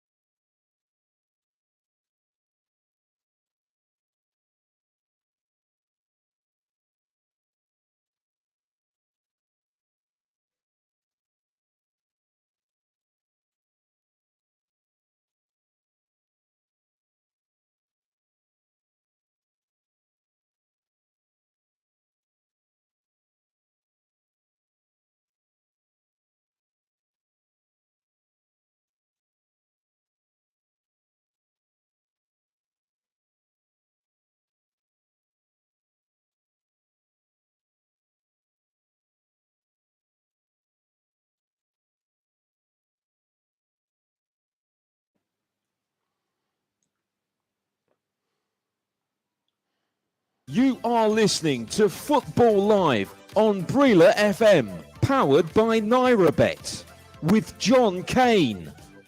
Welcome back, yes, and thank you very much, Tony, and thank you for all your interactions and your comments today, and mainly, well, I say mainly, most of it was, if not all of it, on the big game later on, Liverpool against Arsenal, and you gave us all your predictions, and we'll be going later on, in the next few minutes or so, we'll be going through some of the odds from NairaBet just to give you a flavour of what the bookies are saying on that game. And it's very interesting comments.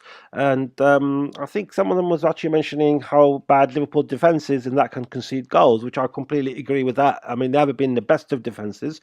But I can tell you what, while we were away, there's been a goal.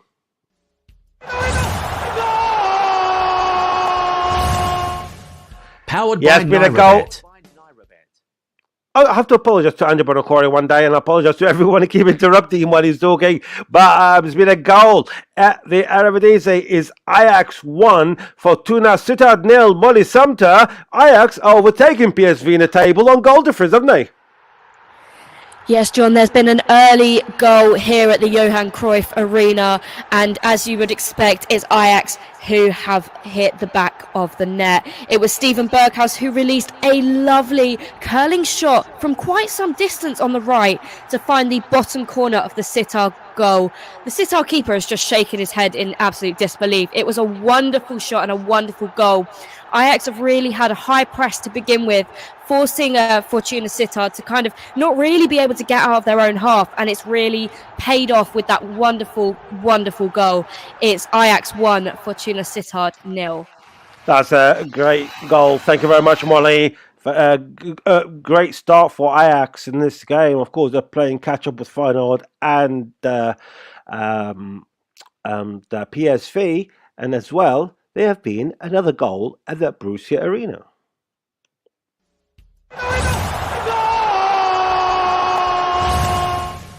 Powered by NairaBet.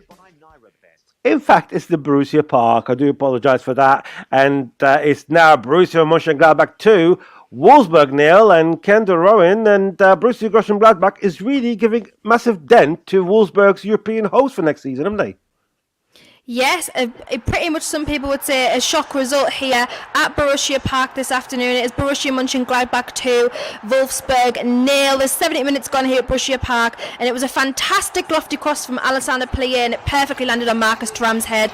Obviously gave the assist to Ngumu in the first half, but he's now got the goal himself. It won't change much in the table for Gladbach because they were already 7 points behind Wolfsburg, so they won't go any further up in the table today, but it does put them 3 points ahead of 11th place Werder Bremen and the same amount of games played, so they'll be really happy with this result so far.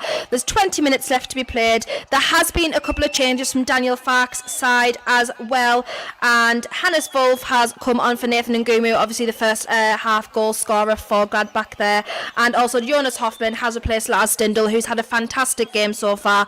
But at the moment, 71 minutes gone, it is Borussia Mönchengladbach 2, Wolfsburg 0.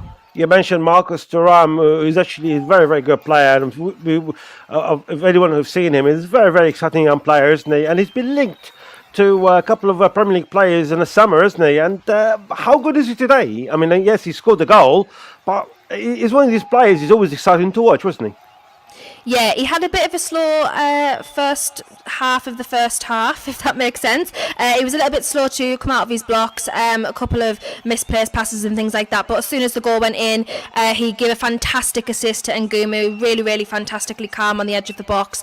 And second half, he's really come into his own. He's obviously linked to a lot of Premier League clubs, as I said earlier, the likes of Newcastle, the likes of Manchester United, on a free this summer. So it remains to be seen where he will go, but I do think we will be seeing him in the Premier League in the summer. Thank you very much, Kendall. We'll be going back very shortly for more updates on that game. It's not really good news for Wolfsburg, and it's definitely not good news for Leeds United, losing 5-1 at home to Crystal Palace. And here's a full-time report from Jordan Okoli. Yes, it's game, set and match at Ellen Road. To be honest, it was game, set and match when Palace had scored the fourth goal. This win for Crystal Palace today moves them up to 12th in the table. Leeds stay at 16th position. The match started with Patrick Bamford getting his 50th goal in a Leeds jersey. It was all great for Leeds in the beginning, but then Mark Gahey equalised just before the halftime whistle. And then the second half was a completely different match. That is when Palace started to rip Leeds to shreds. Goals from Ayew, Eberechi Eze, Edouard, and then Ayew again was enough to beat Leeds. A fantastic performance for for Crystal Palace. Roy Hodgson wins again. What a great start he's having on his return back to management at Crystal Palace. Man of the match today, it's definitely between Ayew and Michael Olise, but Michael Olise, I believe, has to be given man of the match. He got 3 assists in that second half, which takes his tally to 8 assists for the season. Leandro Trossard made history when he got a hat-trick of assists for Arsenal, and Michael Olise has got a hat-trick of assists for Crystal Palace in this second half. A fantastic performance from him, Eze, Jordan Ayew. A fantastic performance on the whole from Crystal Palace. So it ends Leeds 1, Crystal Palace 5. Jordan, it's not the best of results for Leeds, but they were poor. You know, no team loses 5-1 at home, and you can say they play very well because it's goals that counts, isn't it, when it comes in on the day? But credit where it's due, Palace been superior, and not only the points, the 3 points important, isn't it? It's the goal difference that might come very useful comes the end of the season, isn't it? Definitely. When it comes to a relegation battle, goals are very important. And to get smashed 5-1 is not going to do Leeds any favours. It's going to do Palace a lot of favours. And I wonder if Crystal Palace will be considering keeping Roy Hodgson on for next season. But yes, this is a big blow for Leeds, a massive blow. And it's a step in the right direction for Crystal Palace. Their next 4 matches are against teams below them. So it's a great chance for Palace to get out of this relegation scrap. They'll be very happy today. Jordan Okoli, thank you very much. That is our match reporter from Allen Road, and Leeds suffered a heavy defeat against Palace, and I'm sure that's going to haunt them coming the end of the season. Now let's go to Molly Sumpter quickly. Ajax, last time we heard, they were 1-0 up. 20 minutes gone. Molly, is it one-way traffic as we expecting at the moment? Absolutely, John. It's still 1-0 for Ajax, but I'm not quite sure how. They're getting chances in left, right and centre at the moment and really putting the pressure on Sittard. They're getting forward just as we speak, but it's really nothing's quite come to fruition for them in terms of a goal, but it's definitely on the way. I'm sure we'll be seeing many more goals in this game so far. There's not many chances really to tell you about in terms of how strong they are, but they're all, loads of shots coming in from everywhere at the moment. But as it stands, it's Ajax 1, Sittard 0. Thank you very much, Molly. Just to let you know that Real Betis are playing Cadiz in the Spanish La Liga. It's still 0-0. However, Real Betis are 1 man down, and I can actually tell you who actually was sent off. And it was Canales who was sent off.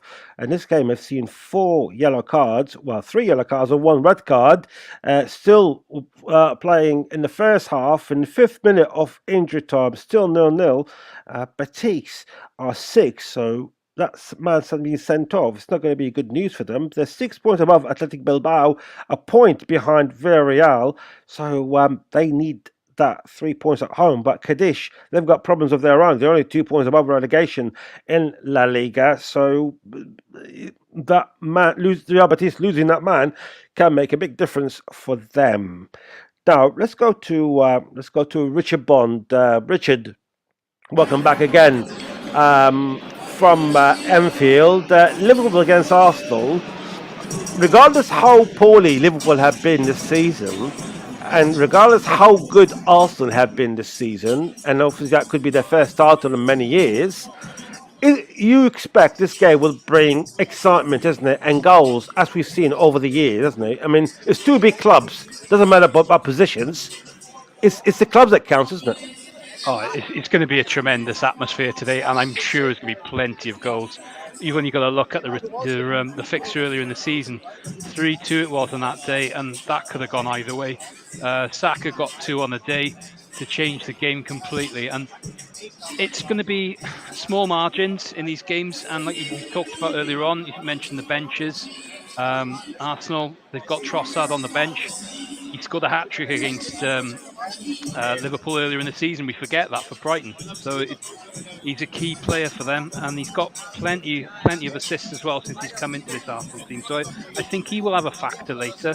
Nunez off the bench as well for Liverpool will be there. But both teams have got big-name players, guys who can just turn up and change a game. You just look at Mo Salah for Liverpool.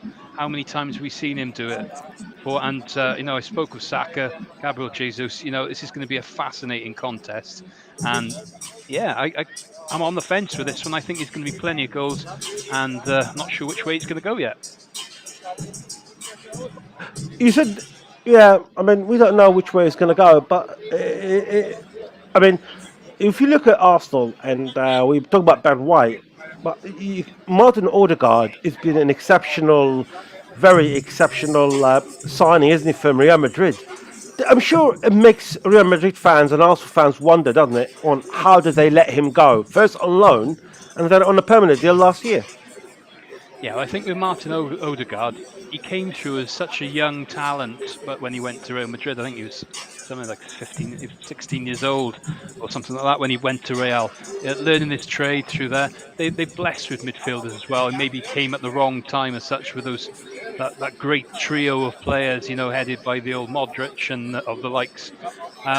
He went to Arsenal, he's found a home, and with Arteta as his teacher, you can't really have someone much better technically than someone like that. So he's come in, found his home, and he's led by example this season. He's really 10 goals, 7 assists. It's a great return from a player, and he's played more higher up, I would say, and protected by Partey as well. That's given him a lot more license since he's arrived at the club. So yeah, Odegaard, fantastic player for Arsenal.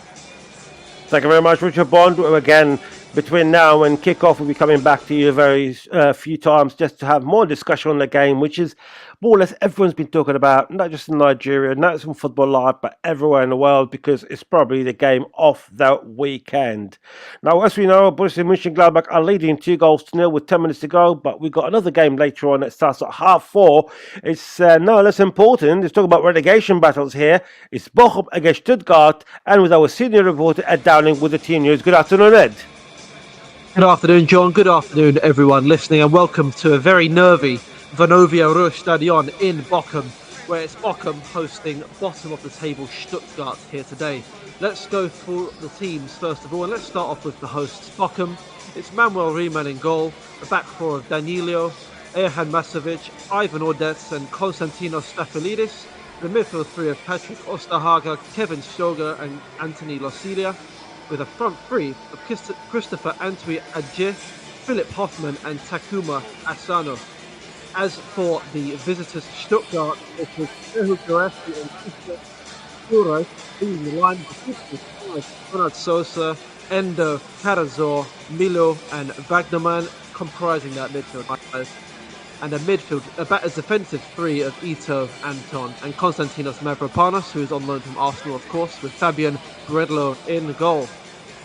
As for some more information generally about this game, VfB Stuttgart have only lost one of their last 18 competitive games against the hosts Bochum today, despite them being 4 places below them in the table. So it should make for a really interesting game, a must-win for both sides, as a win will do wonders for either of their hopes of staying in the division. Obviously, Bochum in a slightly better position than Stuttgart, but it should be a really good game, John, if a bit nervous here today. Kick off in about 15 minutes. No, absolutely. I mean, the game involves Bochum and Stuttgart, but when you look at some of the teams in that bottom 5 or 6, and there's the likes of Stuttgart and Bochum, like you mentioned, there's Hertha Berlin, Schalke, Hoffenheim, who were good at one stage a few years ago. It's not easy, isn't it, trying to avoid that bottom 3 when you see all these clubs, not necessarily by performance-wise, but like name-wise, and what they featured in German football's history.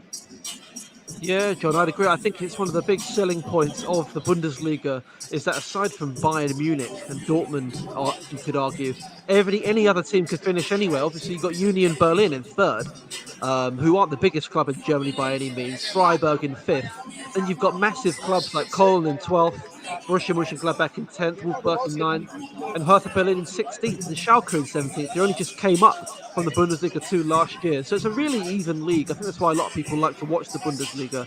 But yeah, it's so difficult to stay in there. A club like Stuttgart being in the position they're in is testament to how tricky a division this is to get out of, John. Dowling, thank you very much. We'll be going back very shortly. The game does kick off at 4:30 in about 17 minutes or so. But tell you what, let's go to the Eredivisie because it's been a goal in the Johan Cruyff Arena.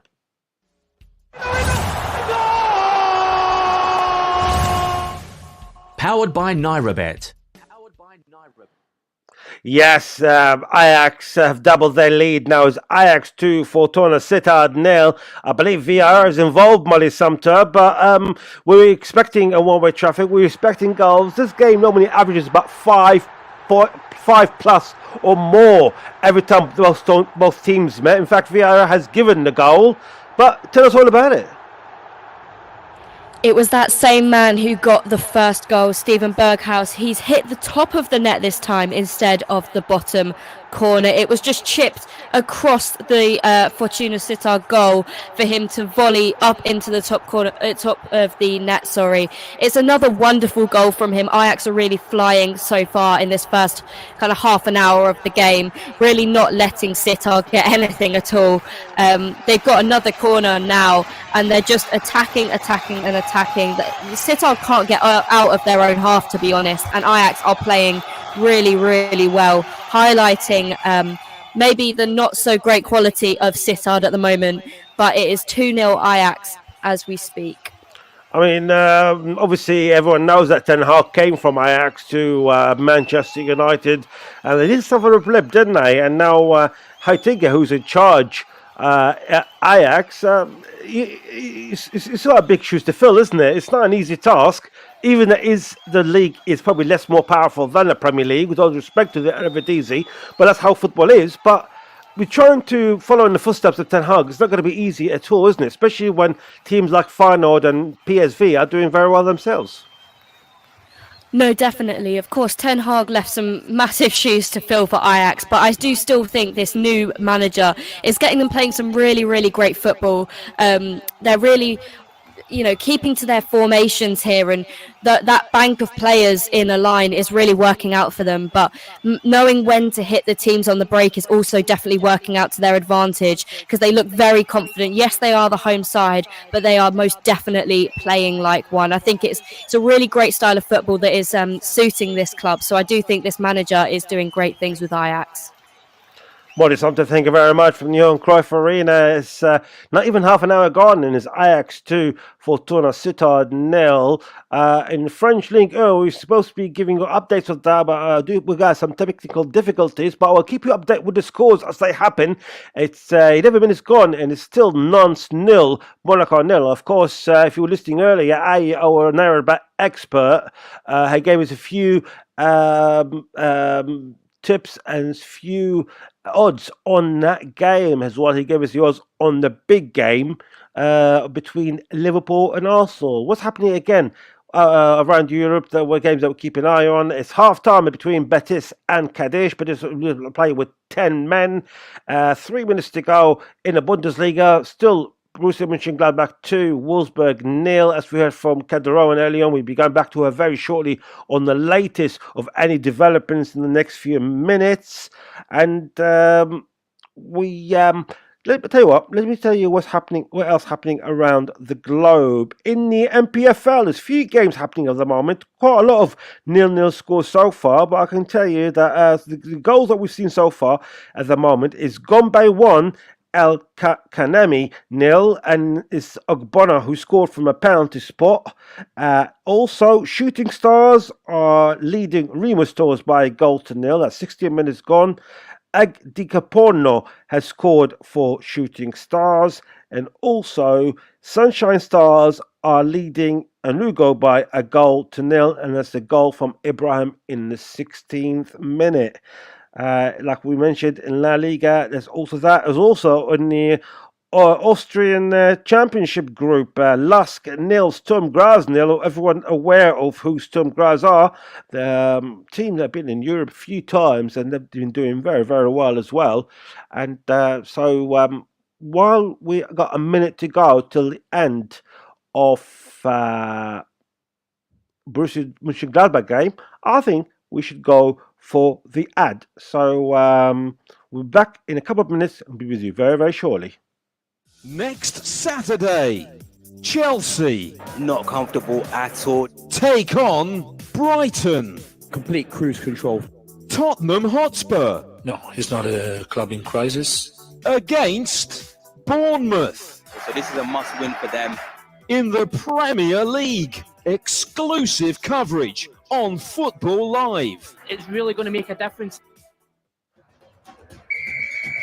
Follow NairaBet on Twitter @NairaBet and on Facebook @NairaBet Online to take part in our infamous giveaways, and you too can win big.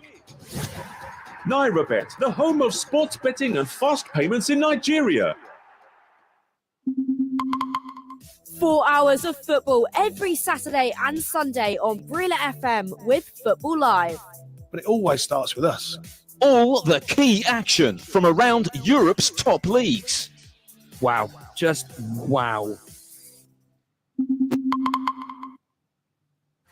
You are listening to Football Live on Brilla FM, powered by NairaBet.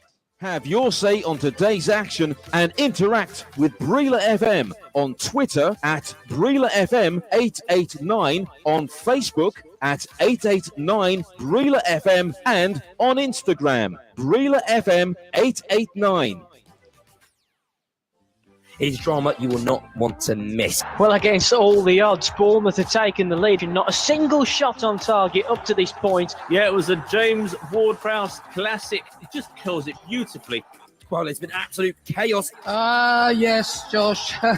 Football's a cruel game. You can have all the possession you want, but if you don't put the ball at the back of the net. It was again Kate and Son, like the good old days. But this show never disappoints. Yes, well, it's Brentford 0, Crystal Palace 1 here, and it's Eberechi who's got the goal. Oh my word, Josh. I cannot believe how Phil Foden has not made this 2-0. Yes, Barry, it's a second goal for Borussia Dortmund, and the Dutch are running away with it now. Today's show is powered by Hollandia and Chivita. Yes, as you're aware, we are about less than 10 minutes away from the big game, Liverpool against Arsenal, but we could not avoid not talking about some of yesterday's games, and probably the main one that probably everyone were watching or listening to us in here on Football Live is Wolves against Chelsea, and it was Frank Lampard's first game in charge as interim manager until the end of the season. Like I mentioned, beginning of the season, I think Chelsea fans were split one night in a way.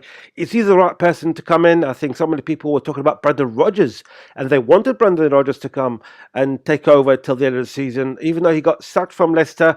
But Brendan Rodgers been in the club as assistant to Jose Mourinho for a few years, learning his trade from there. He knows the club inside out, and now will come back as an improved manager. That was a completely probably different scenario for what Todd Bowley was thinking of, and Chelsea's first game under Frank Lampard ended with a defeat to Wolves. So first, let's listen to what Frank Lampard's got to say on that loss to Wolverhampton Wanderers. I think it's a big task. You're managing Chelsea Football Club. We know we're not in a position we want to be in, but there's always a reason for it. In reality of the league season, so I was aware of that, and I didn't expect to solve everything in one day. So at the same time, maybe a bit of it. I think it was a performance that, if I really analyse it, and you want to win a Premier League game, I think you have to have more aggression in your game, more speed, more competitive duels that go your way rather than the opposition. That baseline of stuff is with a team that are fighting for their Premier League lives as such will always dictate the turning of the result of the game, regardless of the talent maybe on each side. So I think there was a little bit of that today.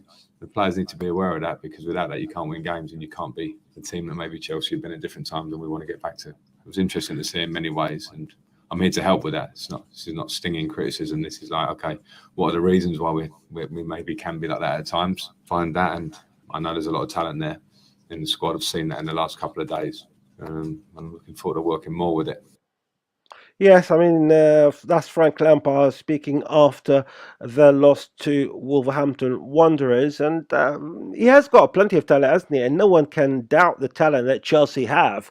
I think the only problem that I found personally, that they spent more than £500 million, and none of it was a number 9, wasn't it? There's no out-and-out striker that they needed. They brought all these midfielders, and Enzo Fernandez was a good buy, and Modric from Ukraine, and a few other players, but you need a guy who out and out striker, someone like Harry Kane. I'm not saying Harry Kane, but someone like Harry Kane to bring in the squad, and he's scoring the goals for you. Kai Havertz, he's not an out and out striker, and I think that's something that Chelsea is going to struggle between now and come the summer with scoring goals. However, his opposite number, Julian Lopetegui, the Wolves manager, that win, it really gave them a boost, doesn't it? Now they're 13th with 31 points. They're only 2 points behind Palace, who won today, but that pushed them a bit further up the table, away from 18th, which were Forest occupiers on 27th point.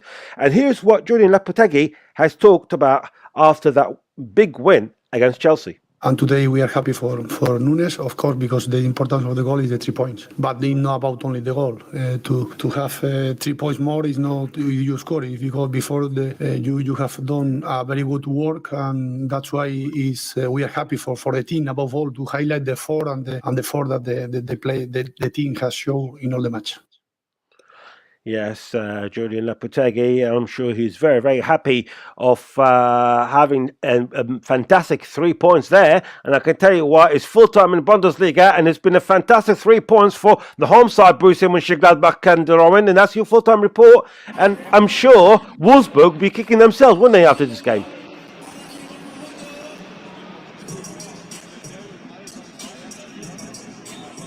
We'll be going back to Kendall very, very shortly. We're just facing some technical issues. Let's go to Molly Sumpter. She's watching Ajax against Fortuna Sittard 2-0. I have to check the results before I go back.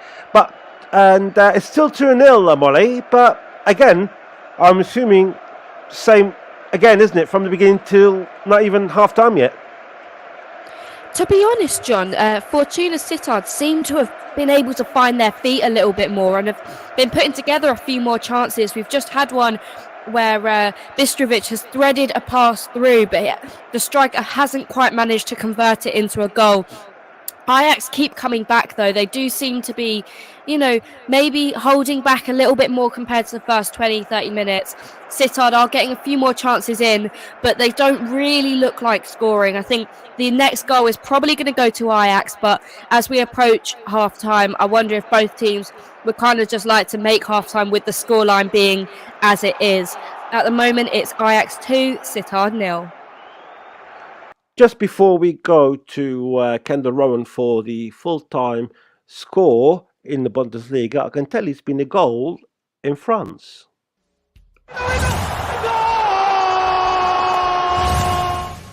Powered by Nairabet. And it's I do that every time, don't I? It's Nantes 0, Monaco 1, and it's Axel Disasi who scored for Monaco. So it's Nantes 0, Monaco 1, and Monaco keep going stronger and stronger. And I'll tell you what's been going stronger is Borussia Mönchengladbach, Kendall Rowan. If you can hear us now, it's been a great result, a great 3 points for the home side. Absolutely, I hope you guys can hear me as well as I can hear you. But yes, it's finished full time. Borussia Mönchengladbach 2, Wolfsburg 0. Wolfsburg will be absolutely devastated at this result. It really does not help them in their quest for European places. As I said earlier, it doesn't really help Mönchengladbach in the table much. It doesn't really move them up any places, but it does put them 3 points ahead of their rivals in 11th, Werder Bremen. So that hopefully that 3 points will be really important to them from this season. We haven't really got much to play for, but it is 3 points nonetheless. So it is full time here at Borussia Park, and it is Borussia Mönchengladbach 2, Wolfsburg 0. Thank you very much. Just Kendall Rowan, who is keeping an eye for us on the game of the Bundesliga. It finished Borussia Mönchengladbach 2, Wolfsburg 0. And of course, we've got a few games coming up as well. Very shortly, we spoke to Ed Downing early on Bochum against Stuttgart. We had a chat with Molly on how Ajax doing. Well, you can't really have to say it twice, isn't it? But they are actually winning by 2-0. Nantes are losing at home to Monaco by 1-0. And of course, we are 2 minutes away from the big game between Liverpool against Arsenal and it's Klopp against Arteta.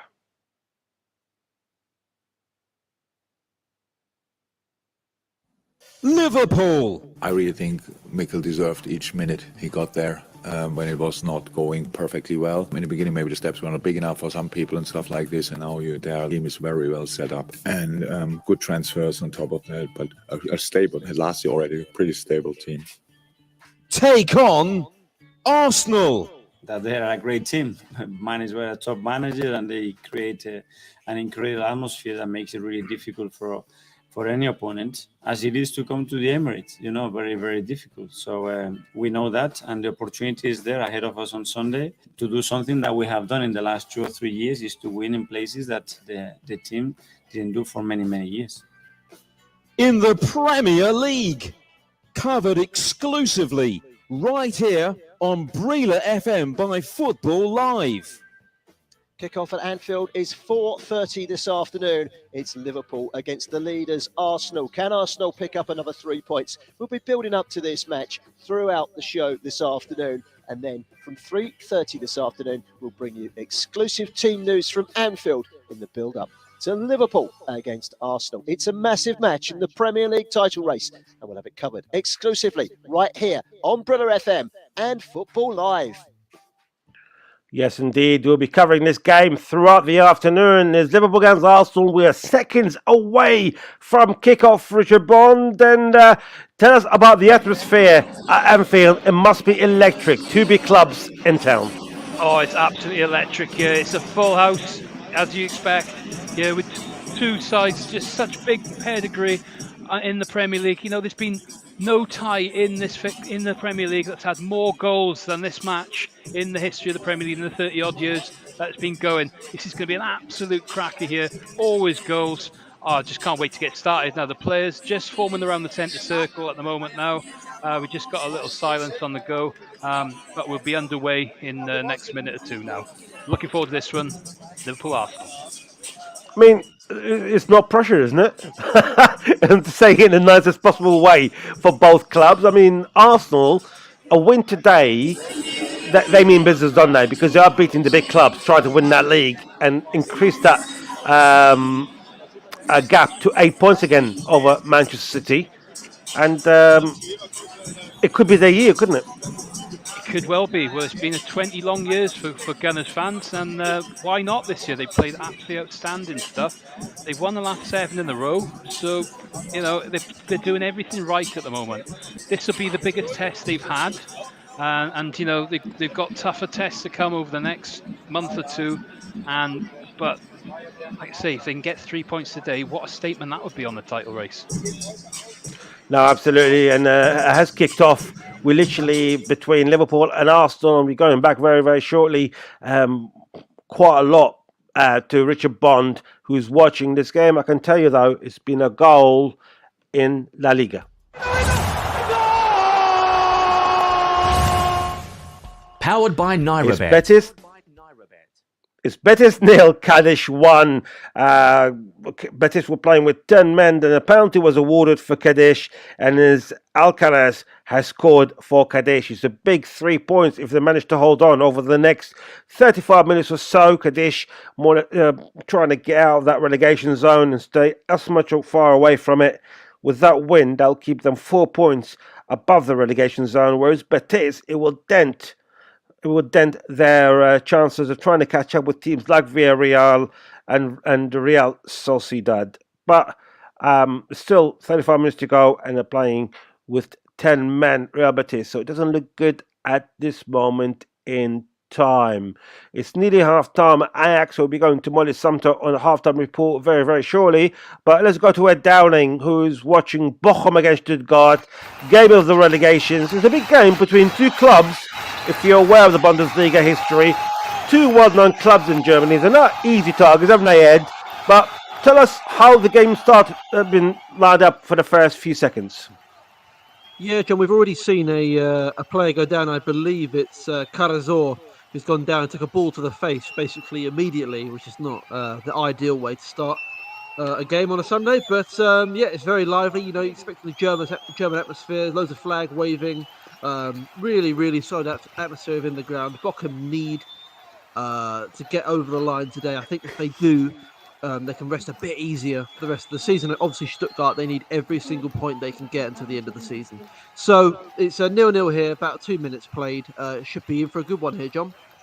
Thank you very much, Ed. Let's go to Anfield. And we've seen the first chance of the game, Richard Bond, and it's gone to Arsenal. Yes, well, both teams flying at the box, but Arsenal have had the first opportunity, and you know, we identified Trent Alexander-Arnold as perhaps one of Liverpool's weaker links on that right hand side. Martinelli beat him way too easily, drove inside, tried to cut the ball back, he's come out to Granit Xhaka, he's half volleyed it back in, Liverpool frantically blocking it and clearing away. But good ominous start for Liverpool, good start for Arsenal. It's Liverpool 0, Arsenal 0 so far. 2 minutes gone. That's a start, isn't it? They're looking for, isn't it, Arsenal? Just sort of like to boost their confidence, isn't it? Away from home, and we know how passionate the Liverpool fans are as well. So it just gives a bit of a sentiment, isn't it, and a statement for the club. Oh, definitely. And I think it's going to be a quick, frantic game. They want to get on top of this game early. Arsenal form. Get a load of possession, create some early chances, get the confidence up, and completely make this Anfield crowd silent. That's what they want to do. At the moment, they've started very well, but no goals so far. It's Liverpool 0, Arsenal 0. Thank you very much. We're going back to Richard Bond very shortly, but I can tell you while we're talking, it's been another goal in France.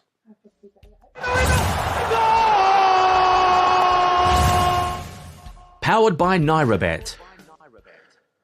And I can tell you, it's Nantes 0, Monaco 2, and Ben Yedder has scored for Monaco. So it's Nantes 0, Monaco 2. VAR are looking at that goal at the moment. Hasn't been confirmed just yet, but it looks like it's a really good 3 points if that happens. And also, there's been another goal in La Liga.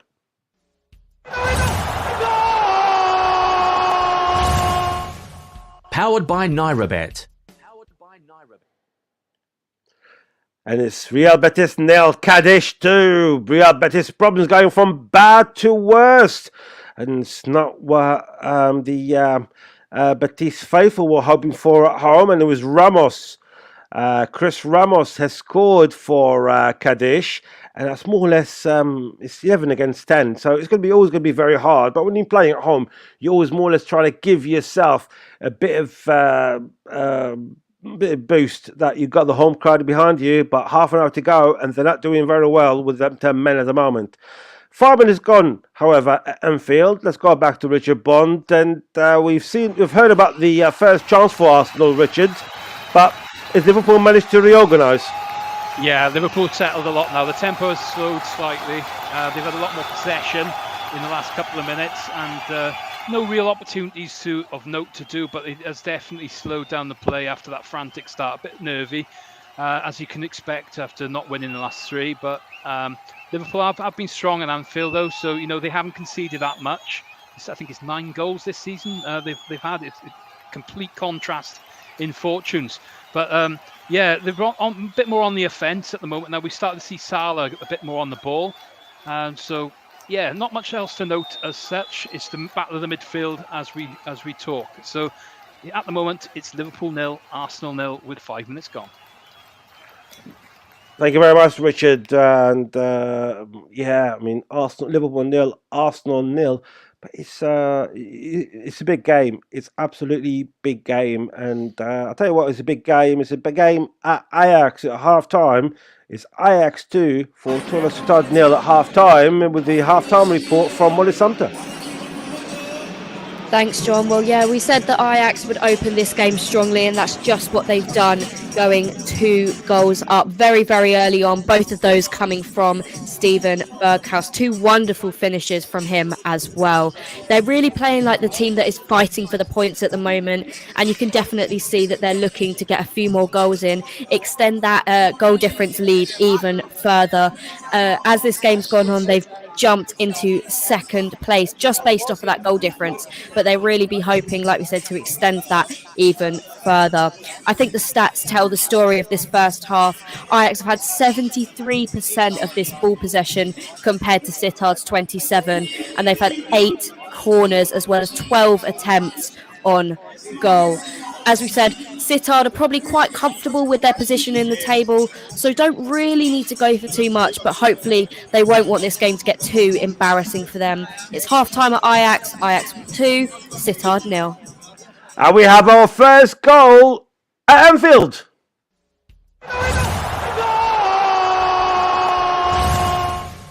Powered by NairaBet. Richard Bond has spoken, and he did say that the first chance was for Arsenal. Well, not even 6 minutes gone, and there's a goal for Arsenal. It's Liverpool 0, Arsenal have 1. What a great start for Arsenal. And we'll be going to Richard Bond very, very shortly. In fact, let's go to Richard Bond now. And that was the start that Arsenal wanted, haven't they, Richard? Oh, perfect start for Arsenal. It's 6 minutes on the clock there, and Gabriel Martinelli is the scorer. Well, slightly fortuitous with the finish in the end after a little bit of luck, but it was Saka who picked up the ball after a neat counter-attack in play. He drove through, he played a neat little ball inside to, I think it was Ødegaard. He's tried to pull a ball back to Saka. It's fallen to Martinelli, and he's literally just tapped the ball past Alisson, who's come out at him, and easiest finish he'll have all day. And I tell you what, that's great stuff for Arsenal, not so good for Liverpool. 8 minutes gone, Liverpool 0, Arsenal 1. How much is that dent is going to be for Liverpool? I mean, they have got the home crowd, but it's not an easy task, isn't it? Especially this season against Arsenal when you're actually 1-0 down. No, that's the worst possible start. And when luck's not going your way, it just isn't going your way. And I think that kind of little lucky breaks, sometimes you call them in football, when you're winning, those kind of things happen. Arsenal, though, you can't take it away from them. They have taken the game to Liverpool early doors. Liverpool now, they'll have to try and pick themselves back up and get back into this match, but there's a long way to go in this one. You know, and I do fancy quite a few goals here today. It's going to be very open by the looks of the way the two sides have formed up at the start. Can they keep the pace up? We'll have to see. But at the moment, though, it's Liverpool 0, Arsenal 1. Well, let's take a bit of a breather, shall we? Arsenal now, just coming to 10 minutes, are leading Liverpool by 1-0. However, in the Bundesliga, it's still 0-0, coming to 9 minutes there between Bochum and Stuttgart. Ed Dowling, what's the early exchanges like in the beginning of this first half? It's been all Bochum, to be honest, Barry. Majority of the play have been played in the Stuttgart box when they're struggling to get out, truth be told. A lot of balls into the box as well. That seems to be the strategy from the Bochum coach, but not a lot of chances so far. It's been quite a low-quality game, as you'd expect at this end of the table. But yeah, I'll let you know when something interesting happens, John, but about 10 minutes played, nothing really of note so far. Thank you very much, Ed. Yes, still 0-0 there. And Liverpool are losing 1-0 to Arsenal. Ajax are leading Fortuna Sittard by 2-0. I'll tell you what, let's go and see what's happening in MPFL. They're just coming to half-time here. And Wemba 1, Platio 0. That's half-time. Aqua United 1, Nasarawa 1, Gombe 1, El Kaname 0, Lobby Stars 1, Abia Warriors 0, Niger 0, Rivers United 0, Shooting Stars 1, Remo Stars 0, Sunshine Stars 1, Engo 1, and Wiki Tourist 1, Bayelsa United 0. And in fact, Lobby Stars are now 2-0 up against Abia Warriors. Real Betis still losing. There were 10 men. And yes, 11 minutes gone. We did say we were going to keep you up to date with what was happening in the Premier League, the big game of the weekend. So let's go again back to Richard Bond. And Richard, Mikel Arteta, he was under such a huge criticism, wasn't he, over the last 2 seasons. We've seen so many people asking him to be sacked, and but he has turned it around in a very remarkable way. Now, was that his tactics that turned it around, or is that few additions that they had that actually helped Arsenal sort of, shall we say, have a bit of tweak in that squad? I think it's a bit of both, really, and I think that the signings have, like Partey in the midfield, really solidified, what was known as really perhaps a leakier defence in the last few years. We've got to remember back to first game of last season where they lost at Brentford. Everybody was, it was calling for what's going on at Arsenal. They're baying for his head. It wasn't the best of starts. They turned it around and then they finished really strongly.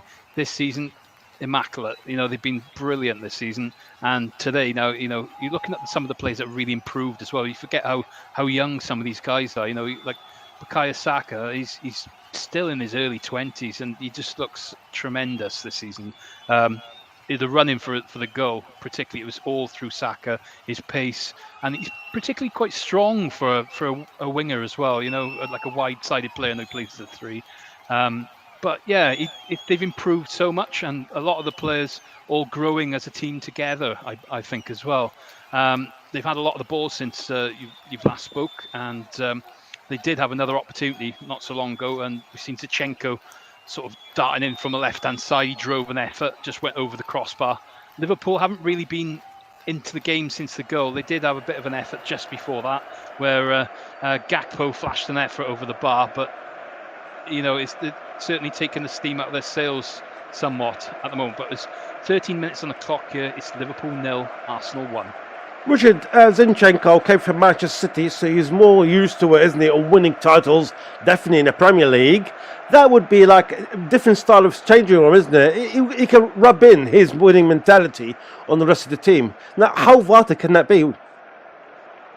Oh, definitely. And I think if you can have players who've been there, done it. We know of the teams of the past that have won the leagues, in those city sides, the Arsenals, the Manchester Cities and Man Uniteds over the years.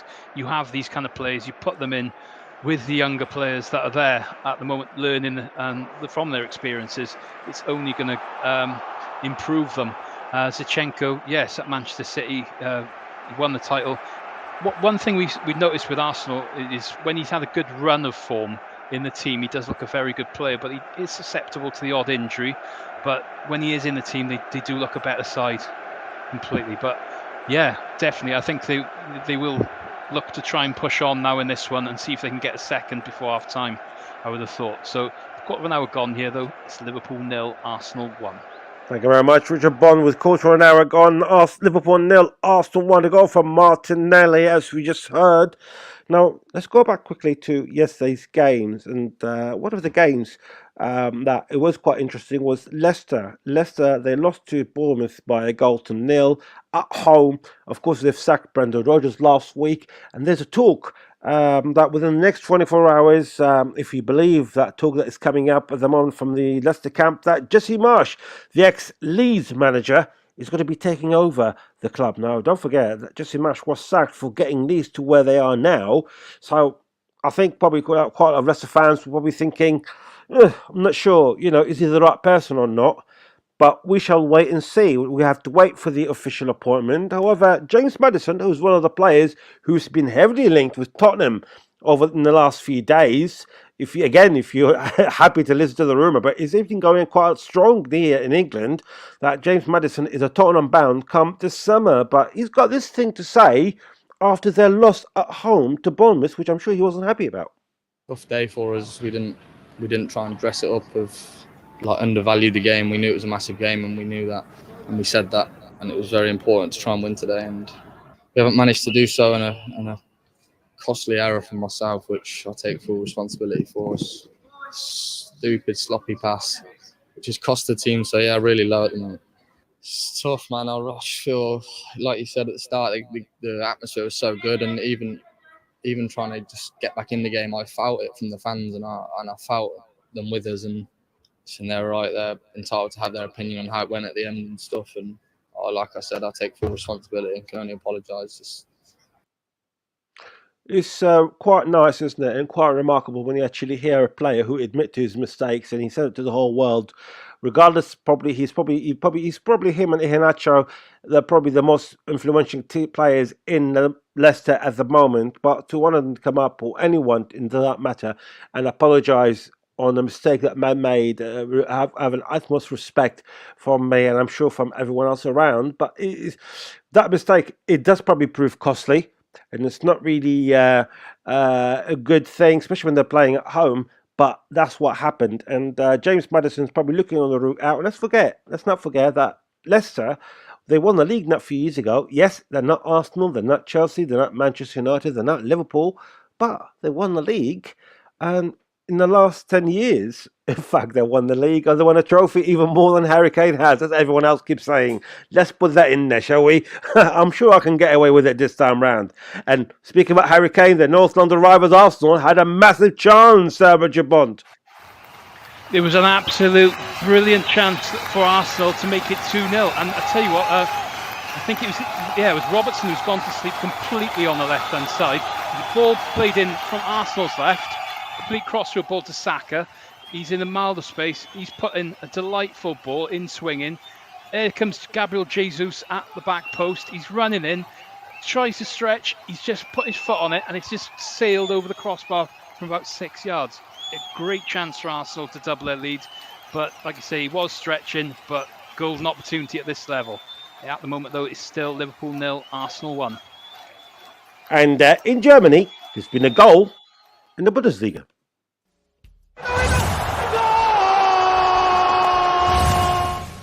Powered by Nairabet. And it's Bochum 0, Stuttgart 1. It's a game that both teams going really strong for, Eddie Dowling, but Stuttgart, the away team, who have taken the lead. Yeah, absolutely cracking goal here, John. It was Hiroki Ito from a corner. The ball goes over, lofted into the box. There's a header, it's played off the line, and then Ito's there at the edge of the 18-yard box on the volley, smashes it, barring in. One of those goals you'd love to score yourself. He wheels away in celebration. That's a priceless goal for Stuttgart. Bochum really need to get into this game now, but that has put the visitors in really good stead here. 1-0 to the away side, 18 minutes gone. Thank you very much, Ed. We'll come back to you very, very shortly. And you are listening to Football Live. The very latest in-play odds with Nairabet. Yes, the very latest odds here, of course. The big game is Liverpool against Arsenal. Liverpool are losing at home by 1-0. And I tell you what, it's quite tasty odds if you look at it. Liverpool are 6.0 for the win. The draw has just gone up to 4.75. And an Arsenal away win is 1.53. So it's not as big. It's not going to make you rich, as I keep saying. But they're good odds overall. In the German Bundesliga, we just heard from Ed Dowling. Stuttgart have taken the lead away to Bochum. They're leading by 1-0. And Bochum are 6.50 for the win, 4.33 for the draw, and 1.50.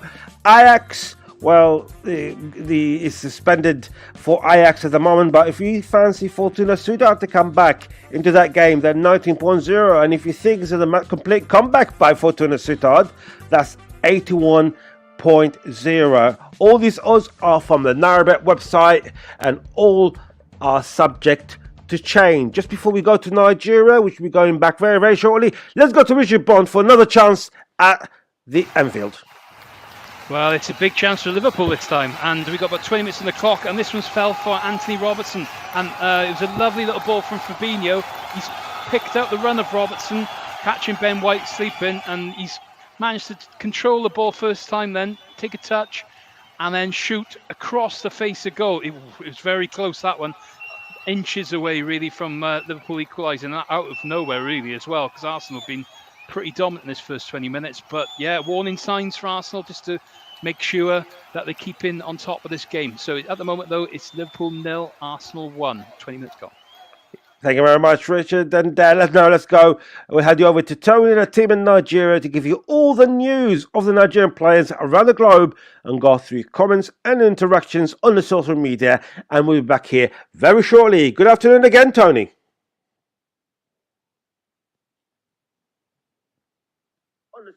media, and we've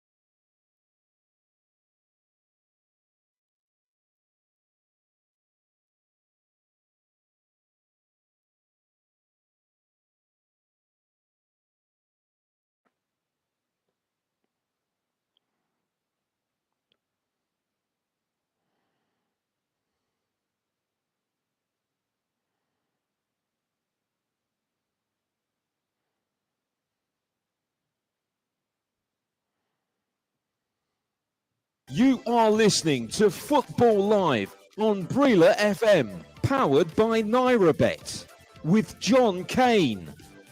Thank you very much, Tony, and thank you very much for everyone for all their comments and interactions on the social media. And we'd love to hear from you as always. But let's go straight back into the action. Let's go straight to Anfield. Liverpool against Arsenal. In fact, just before we go there, there had been a goal at Anfield.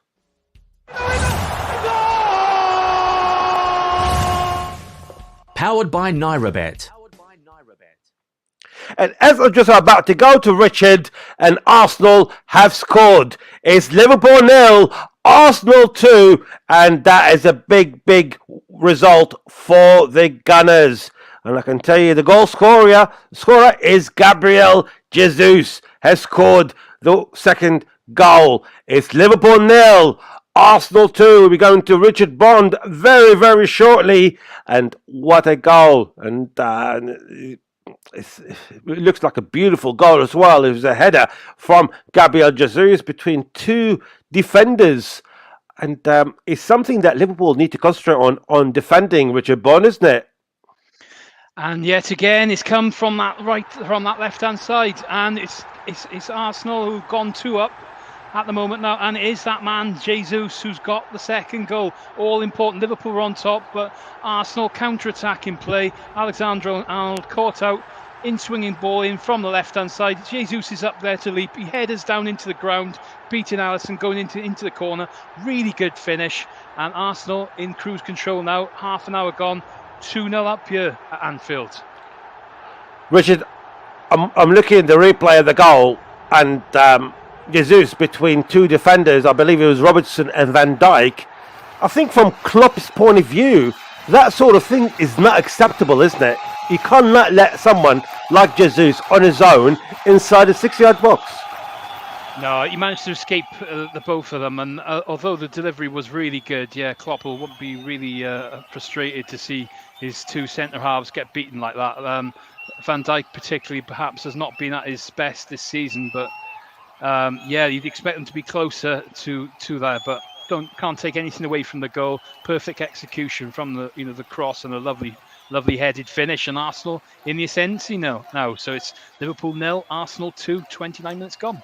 Absolutely. Liverpool 0, Arsenal 2. We were expecting goals, and I'm sure Arsenal fans everywhere, they'll be very happy with that scoreline so far. And of course, that will increase the gap between them and Manchester City again to 8 points. It's just probably slightly more pressure, isn't it, on the citizens in Manchester. And while we're talking, there's been another goal in Johan Cruyff Arena.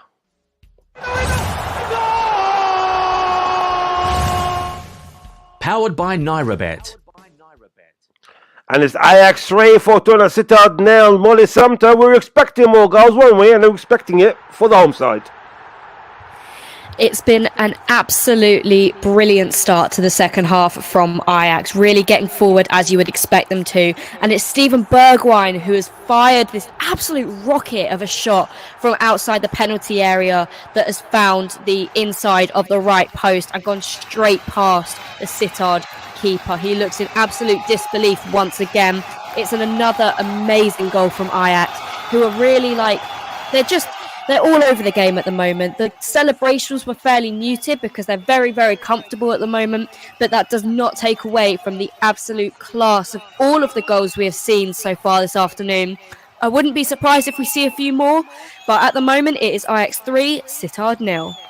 Ajax playing in a couple of weekends' time away to PSV. That is going to be a big, big deciding game, isn't it? If Ajax are yet to continue for their title, haven't they? Oh, it's going to be an absolutely crucial game. Obviously, PSV have only gone down into third due to the goal difference of this game, which Ajax are extending as we speak. But that game is going to be huge for the title race this year. It's very, very tight. I think PSV are on 59, Ajax on 59, Feyenoord on 64. So they've got that little bit of a lead on the other two teams, Feyenoord.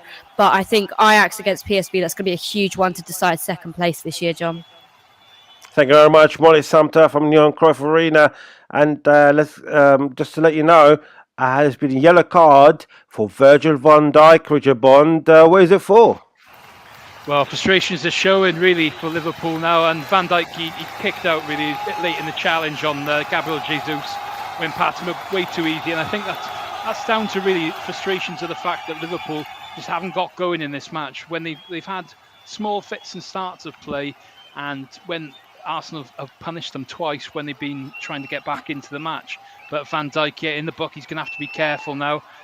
Just before that second goal as well, one thing I need to report to you was Ben White was in the book for Arsenal, so that's going to be interesting really if Liverpool look to might try and target that if they can manage to get possession though. Because at the moment it's been all Arsenal since that second goal, and we are 32 minutes on the clock here. Liverpool 0, Arsenal 2. Richard, I'm not going to take anything away from Arsenal, obviously. They're on top of the league on merit, and rightly so.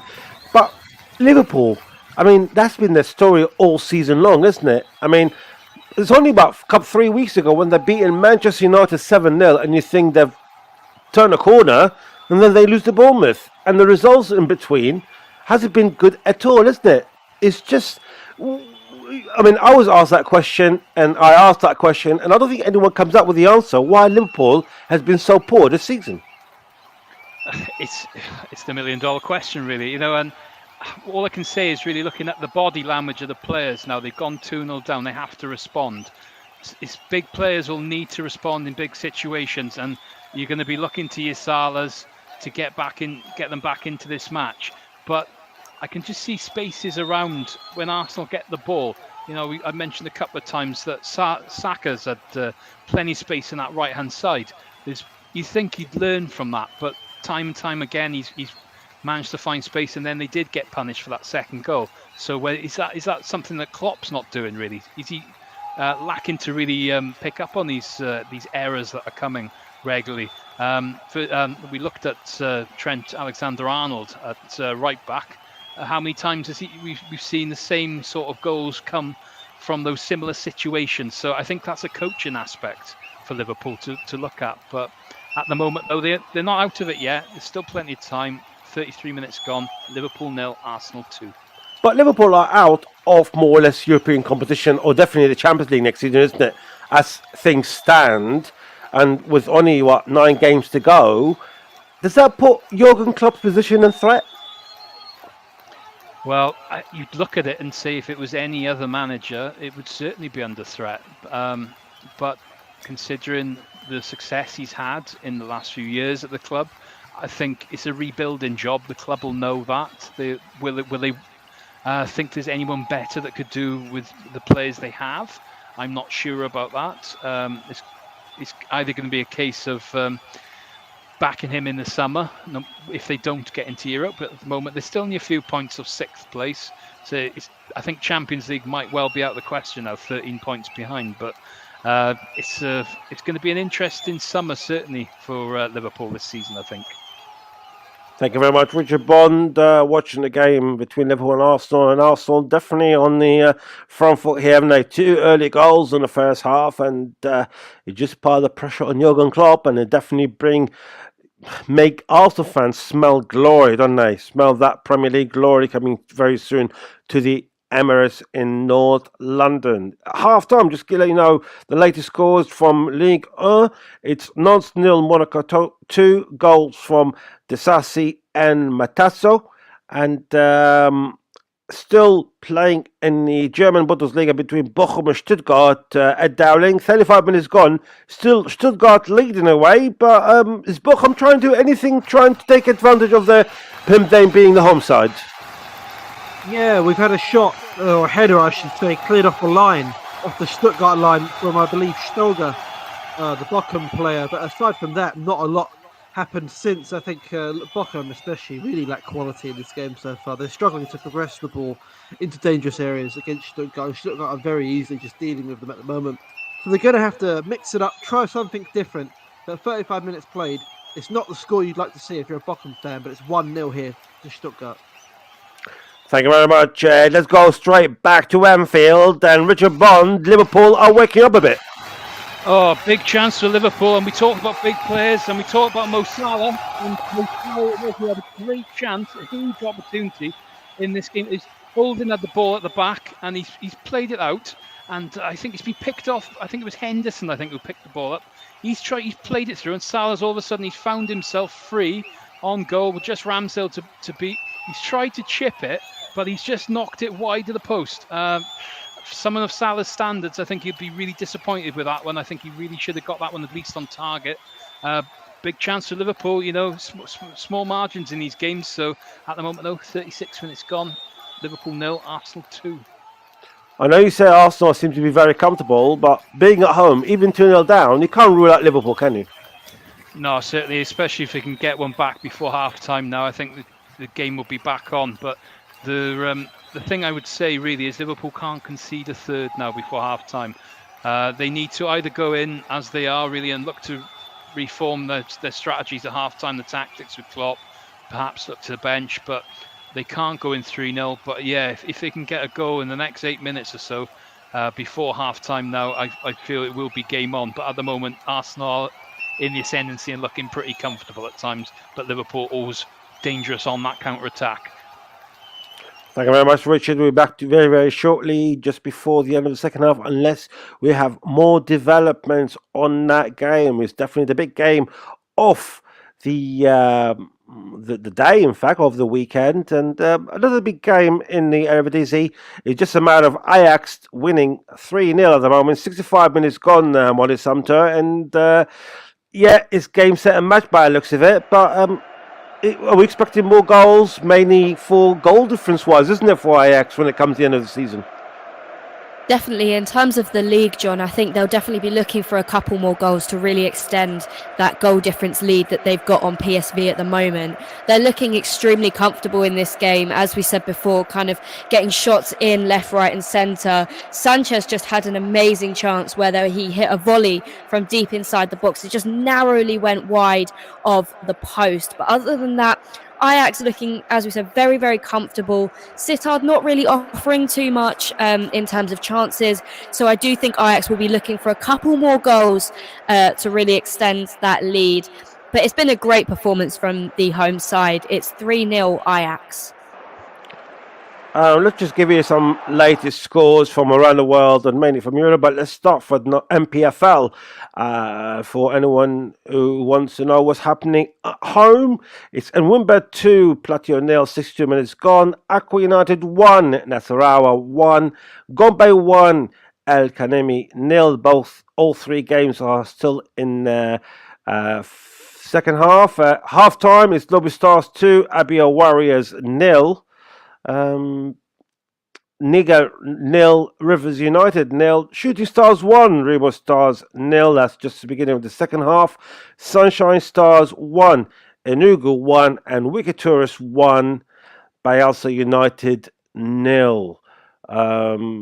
It's still playing, believe it or not, it's still playing fifth minute of injury time between Betis and Kadesh, and Betis are losing by 2-0. And in fact, they've actually got two players sent off. We talked about Canals being sent off in the first half, and Rebel has been sent off in the second half, and the goals from Alcaraz and Ramos. And there seems to be a bit of altercations between some of the Liverpool and the Arsenal players. So we're going to Richard Bond very, very shortly, just to see. It seems like a bit of frustration between some set of players that we're seeing there at Anfield. And it looks like Trent Alexander-Arnold, Jesus and Xhaka are involved in that bit of discussion with the referee, and there's been a yellow card for both of them by the sound of it. So we're going to Richard Bond very, very shortly into that. But we're talking about 4 minutes to go, and in fact, as we speak, it's been a goal at Anfield.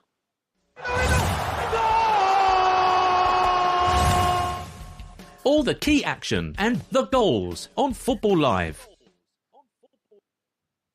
Now, Richard Bond earlier on said Liverpool need a goal back before half-time, and they managed to get it. It's Liverpool 1, Arsenal 2.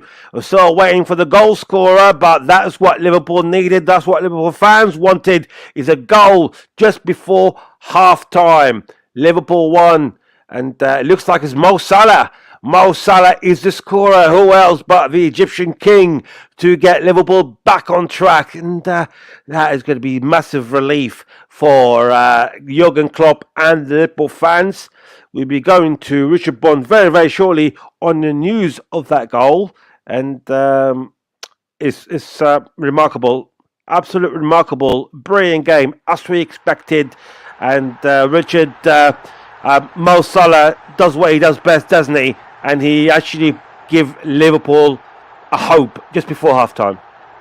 Yes, this game on here at Anfield, and it's Liverpool 1, Arsenal 2. Liverpool, lovely little move down the left-hand side.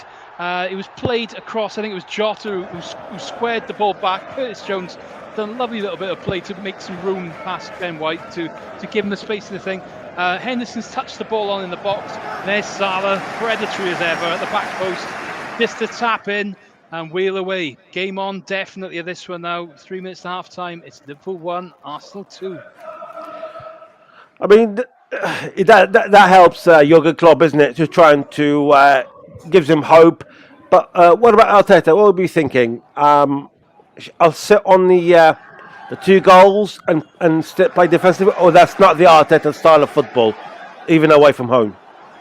I think with Arteta, he likes a possession-based game, and he will look to try and get another goal in this one. I don't think the 2 goals would be enough if you look to sit on it. Liverpool are dangerous on the counter-attack in that kind of regards. So it could be the best form of defence is attack, is the old saying, for Arsenal. But he will be disappointed to concede just before the break, really, with his side looking quite comfortable. You mentioned about the melee that happened a little bit earlier in the game. Maybe that just distracted the players slightly, and it got a bit heated between. It was a foul on Jesus, and it got a bit heated, and it did see 2 of the players going into the block. I think it was Xhaka and I'm trying to see. It was Trent. I think it was Trent Alexander-Arnold who went in the book as well, where they squared up to each other, and so maybe that diverted the attention slightly, and Liverpool have gone up and they've got that goal, and just basically from the next phase of play. So big moments in games sometimes, but at the moment though, 2 minutes to half time, Liverpool 1, Arsenal 2. It's been as physical as it sounds, Richard, because we've seen 4 yellow cards, isn't it? 2 for Arsenal, Ben White and Xhaka, and 2 for Van Dijk and Alexander-Arnold. Do these 4 yellow cards reflect the number of yellow cards that we had so far? I think some of the yellows have been quite clumsy, to be honest. There's been a couple of late challenges gone in, but it's desire sometimes has been the difference. You know, both teams really need to get a result in this game. It's clear to see. We did have that little bit of a moment, really, as such, with the 2 players, but a couple of stop-started moments. But you know, it is 2 sides just really trying to push the emphasis on this one. So yeah, we're coming very close to half-time now. I think there'll be probably a little bit of stoppage with the goals and the few stoppages for the cards and a couple of fouls we've had. So at the moment now, Liverpool 1, Arsenal 2. Thank you very much, Richard. I can tell you, it's we just entered stoppage time at Anfield. There's 4 minutes of stoppage time at Anfield, so you got an extra 4 minutes in that game. Let's give you what else has been happening around Europe. Nantes are still 2-0 down to Monaco at home. Bochum, as we heard from Ed Downing earlier, they're still 1-0 down to Stuttgart. Ajax, we're going to go into Molly Sumpter very shortly on quick update on Ajax Sittard. They're leading comfortably by 3-0. And early on, let's give you quick results while we go back to Molly shortly. In League French, the results from early on today has been Lyon 3, Rennes 1, Ajaccio 0, Auxerre 3, Montpellier 1, Toulouse 2, Reims 1, Brest 1, Troyes 0, and Clermont 2. And later on this evening at 7:45, it'll be after the show, is Lorient against Marseille. Also in the Eredivisie early on today, Twente beat Cambourg by 4-0, and it was 0-0 between FC Emmen and Nijmegen, and like we mentioned, Ajax are leading by 3-0 against Fortuna Sittard, and later on this evening at 7 o'clock Nigerian time, Feyenoord against Valvik. So quite a few games. No Serie A games today. However, there's quite a few La Liga games. Let's give you a couple of results from earlier. Valladolid 3, Mallorca 3, Betis 0, Cadiz 2, and later on it'll be Almeria, Valencia in about 12 minutes time. We'll keep it up to date with the latest goals in that game. And this evening is Rayo Vallecano against Atletico Madrid. And yesterday it's been quite big games in La Liga, and notably Real Madrid. They've lost at home to Villarreal by 3-2, and it was Torres who scored an own goal for Real Madrid, and then they equalised through the Nigerian superstar Samuel Chukwueze. Vinicius Juniors put Madrid 2-1 up, and then Morales equalised before Chukwueze again scored the winner for Villarreal away at that Bernabeu. But let's go back to Richard Bond. Just quick update just before we go to our ad break. Richard, we've got about another minute or so injury time. Liverpool pressing hard, trying to get that equaliser before half-time. Well, they're pressing something, and it's at the moment it's getting a bit feisty, and it was Gabriel Jesus who's the one who's starting to feel the effects of it. Another challenge came on the back of him, really, and it was I think it was Konate who's raked him right down the back, a really painful one down the back of the leg. He's not happy. The Arsenal fans are baying for a card to come out again, and this game is starting to look as if it's going to boil over slightly. It's probably a good time to have the half-time break. It's Liverpool 1, Arsenal 2 at the moment now, though.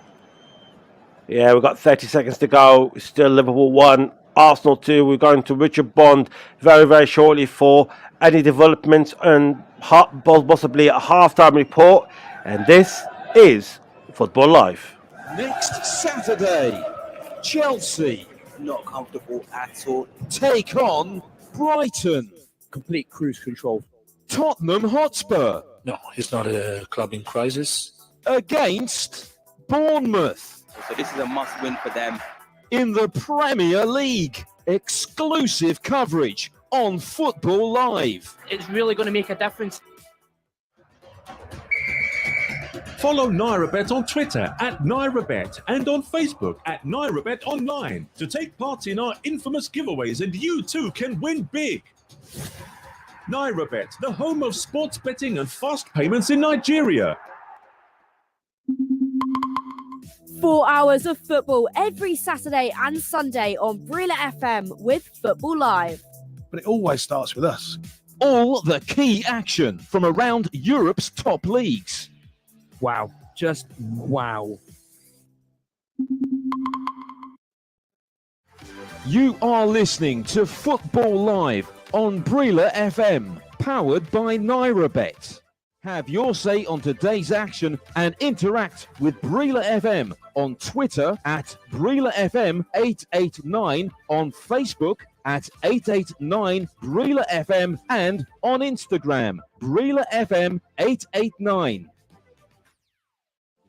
It is drama you will not want to miss. Well, against all the odds, Bournemouth are taking the lead, and not a single shot on target up to this point. Yeah, it was a James Ward-Prowse classic. It just kills it beautifully. Well, it's been absolute chaos. Yes, Josh. Football's a cruel game. You can have all the possession you want, but if you don't put the ball at the back of the net. It was again Kate and Son, like the good old days. But this show never disappoints. Yes, well, it's Brentford 0, Crystal Palace 1 here, and it's Eberechi who's got the goal. Oh my word, Josh. I cannot believe how Phil Foden has not made this 2-0. Yes, Barry, it's a second goal for Borussia Dortmund, and the Dutch Eredivisie are running away with it now. Today's show is powered by Hollandia and Chivita. Well, it's half-time in the Premier League, and the big game today is Liverpool 1, Arsenal 2, with a half-time report with Richard Bond. Yes, it's half-time here at Anfield, and it's Liverpool 1, Arsenal 2. Arsenal taking an early lead through Gabriel Martinelli after lovely work from Bukayo Saka. They doubled their advantage then as the half went on, and it was a lovely goal from... and they doubled their lead then through Gabriel Jesus, his perfectly timed header to go 2 up.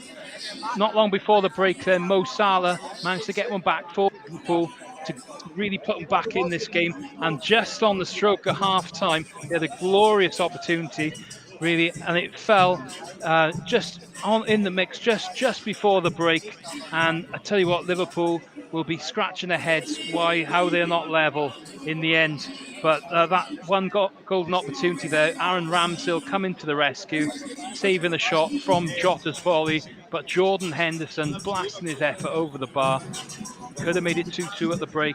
It is 2-1 to Arsenal at the moment, though. At half-time, Liverpool 1, Arsenal 2. I mean, like you said, Richard, you can't rule out Liverpool from this game at all, can you? They're playing at home, and it's a big game regardless of where the positions are in the league. But that goal from Mo Salah surely is... It will stop Klopp panicking a bit, doesn't it? And I think that's the most important thing when you come into half-time. There's only one goal difference. It makes a difference than trying to play catch-up with 2 goals.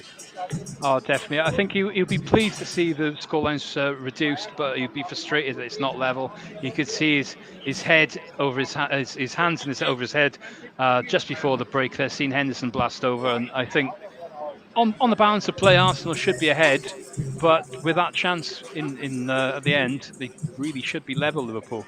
So at the moment, all to play for in this second half. We're looking forward to it.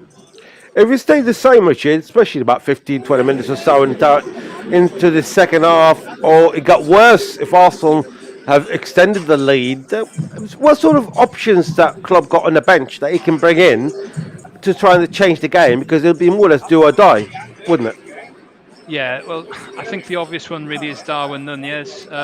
He's a big target man, really, as such. He can win those headers. Maybe have a go at really Holding, who hasn't really been challenged too much as a threat in the air in that regard. We've also got returning today now. Thiago is back from injury. I don't know how fit he is. He's named on the bench after being out for a few months. So Roberto Firmino, been there, done that. There's plenty of options really for Liverpool there. But let's not forget Arsenal have plenty of talent of their own. We've mentioned Trossard. We've looked at the exciting Fabio Vieira. He's someone to come through maybe later on in the game if they want to try and close it out in the deep line playmaking role. And Jorginho, again, very successful times he's had at Chelsea. So all to play for in this second half. I would have thought there'd be some changes considering the yellow cards piling up. It did get a bit feisty just before the break. So maybe that plays it effect in the game. I hope not too much. We want to just be seeing the football to decide this one. But yeah, Liverpool coming back into the game, but Arsenal with that slender advantage at half-time. Thank you very much, Richard. Yes, it's half-time at Anfield, and it's also half-time at Bochum. It's Bochum 0, Stuttgart 1, and with a half-time report from Ed Dowling. Yes, John, 1-0 to the away side Stuttgart here at Bochum today, in a game a bit of pretty poor quality, truth be told. The only real spell of quality was the goal that came in around about the 18th minute from Hirataki Ito. A really wonderful finish. The ball was crossed into the box, a bit of a scramble, and where it fell to Ito at the edge of the 18-yard box, he smashed it in with his left foot, barring in. Really, really lovely goal. And since then, one chance really from Bochum to test the Stuttgart goalkeeper. It was a header from Stoger that was cleared quite easily off the line. Aside from that, not many chances for either side. There's going to be need to be a bit more quality in the second half if Bochum are going to get anything out of this game. Stuttgart just need to hold on and maybe add another to really put this game beyond any doubts. But at half-time here at Bochum, it's 1-0 to the visitor Stuttgart. Thank you very much, Ed. Let's go to the Netherlands. Last time we heard from Molly Sumpter, Ajax were cruising about 3 goals to 0. 9 minutes to go. Is that still the case? Yes, John, it's still 3-0. Quite surprising, to be honest, because Ajax have had absolutely all of the possession, all of the shots on target, but they haven't managed to convert any more just yet. We've got about, like you said, about 10 minutes left of this game, and they really have put it to bed. Sittard haven't had any chances this second half of much note. They've really not been able to settle past Ajax's confidence and the class that these guys have been playing with. That new manager is really putting on a good effect onto his team. There's been a couple of substitutions for both sides, probably just to bring on a couple of fresh legs as we come into the final moments of this game. But none none of them have really changed the game much. Most of the formation's been the same for both sides. I think Ajax have won this one, pretty certain. But coming into the last, 5-10 minutes of the game, it's Ajax 3, Sittard 0. And there's been a goal at France.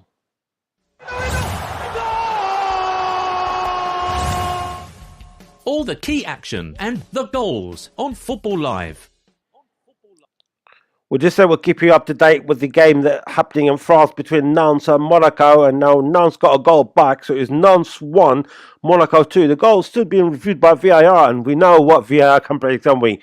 Anything. In fact, it's just been given. So it's Nantes 1, Monaco 2, and a goal from the Egyptian Mustafa Mohamed for the home side. So let's give us up to date with most of the games so far. And I did mention early on that Almeria playing Valencia, which kicks off in a couple of minutes. We'll keep you up to date with that game as well. And also we'll still keep you up to date with the games in France, Spain, and of course Germany. But let's go back to Richard Bond, the big game. We mentioned, we talked about Liverpool, didn't we? But let's talk about Arsenal, Richard. And the couple of signings that they made in the summer. I mean, I don't know if you remember a few years back. We're talking about what in the last 5-6 years when Tottenham were in a very similar position one day. They were more or less them and Leicester were really going high. And come the winter break, and Spurs did not sign anyone, didn't they? And that probably really hit them hard because they didn't have the depth to carry on and compete with Leicester in the end. And Arsenal been very clever, haven't they? They actually gone and got 2 or 3 players, experienced players, and that can make a big difference in relaxing the team a bit and bringing that more depth that anyone craves come halfway through the season. Oh, definitely. And I think, you learn from those kind of occasions. But with Arsenal, we look at the one I think really that the great signing really was Trossard. He may not have been there and done it in the Premier League as such in terms of winning titles, but he's been one of those players that's been in the league for a while. He knows how to find the back of the net. He creates chances, scores chances.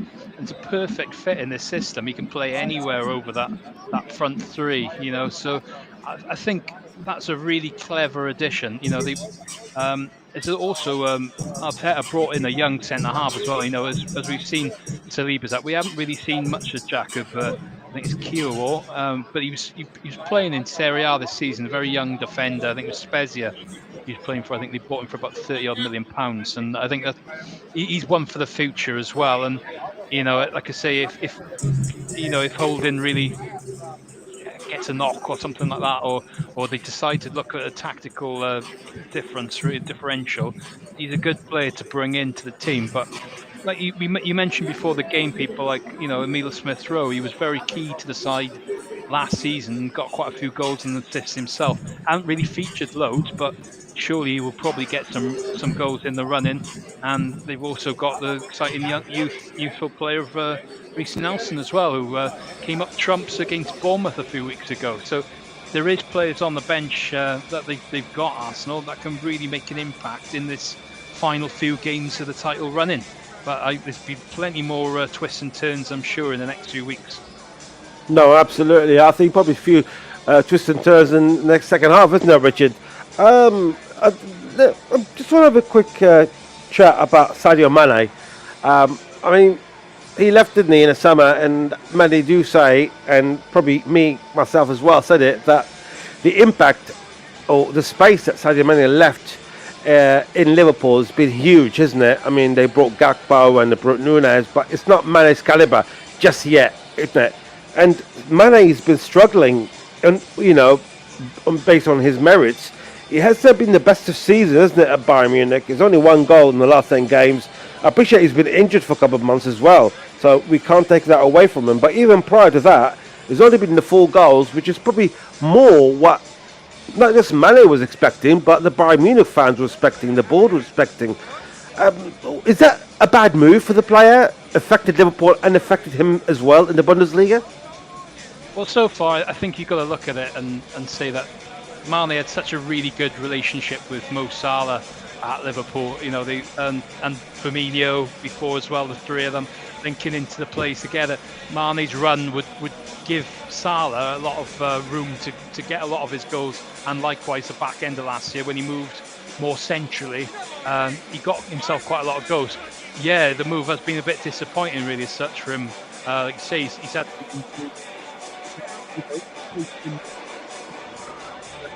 I'll really look at Bayern Munich where they had Lewandowski there, big target man, good predatory instinct. They brought someone like Mane in. They've got a few different players now, and again another team perhaps slightly more in transition as well. Liverpool, looking at the strikers they brought in, Nunes, it's taken a while to settle, but it's a completely different player. It reminds me very much of the time when they had Fernando Torres and he left, and they tried to bring in Andy Carroll, and you know, it's trying to find these different players to sort of fit into the systems, and it does take time. So I think, you know, time will tell whether that was a good move for player and team, but at the moment it's looking a bad move all round really. It certainly does, doesn't it? We'll be going back to Richard Bond very, very shortly, but as we speak, there's been another goal in the Eredivisie.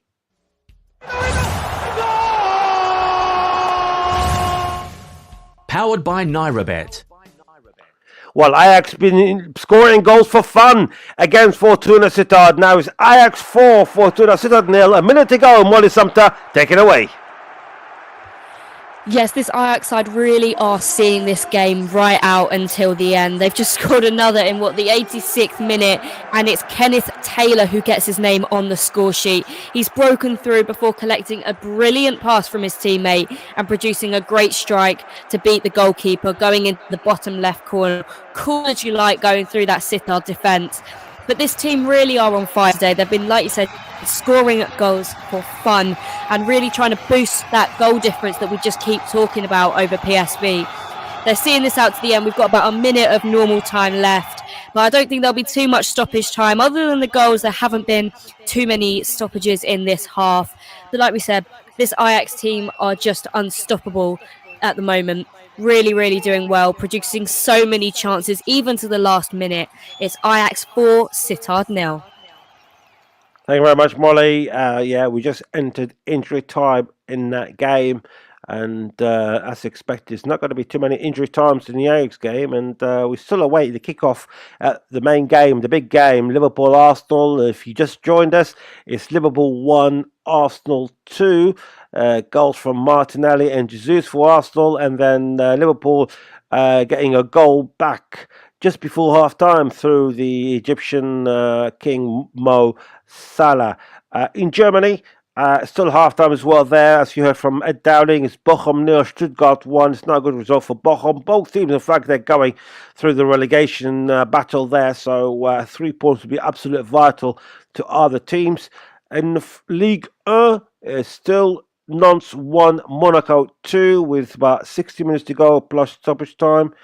And in La Liga, Almeria 0, Valencia 0 after 5 minutes gone. Almeria and Valencia both on 28 points. Valencia just above Almeria in 17th, Almeria in 18th, but on goal difference. And when you look at Valencia, a few years ago, they've been very, very most powerful team, not only in Spain, in all over Europe, and yet this season they've been absolutely terrible. I think terrible is just being too nice to that team, to that club. I'm sure many don't want to see them go down, but football is on the pitch and it's not on paper. It's actually just been kicked off second half between Liverpool and Arsenal. So we're going to Richard Bond very, very shortly on the news of any changes that might have occurred at that game. It's 3 minutes injury time at Ajax. We played nearly 2 minutes of it, so it was 1 minute to go till full time there, and it's also just kicked off between Bochum and Stuttgart. But let's go to Richard Bond quickly. Richard, it just kicked off in the second half between Liverpool and Arsenal. Can you spot any changes in between the two clubs? I'm just having a look now. I don't think there's any changes so far. Both sides seem to be set up in the same way in this second half. I will update you if I see anything of note. But no, I think it's both the same teams coming to the second half. Liverpool looking for that second goal after coming so close just before half time. They'll look to push on, I would have thought, in this beginning of this second period. It's going to be an interesting half, I'm sure. No, with plenty more goals to come, I would think. But it's Liverpool 1, Arsenal 2, just started the second half, When you beat Man United 7-0, you would think that you've turned a corner, didn't you? But they haven't, haven't they, Liverpool? I know we keep saying it all over again, but that corner never came in. It was only against a big club like Manchester United that managed to win. I mean, are they more capable of beating the big clubs and sort of ignoring the little ones, shall we say? Teams like Bournemouth who beat them the weekend after. I think every game is a hard game in the Premier League at the moment, and as we can see, this stage of the season now, everybody's fighting for their lives, whether it's at the top or the bottom, and you've got to really be at your best in every match.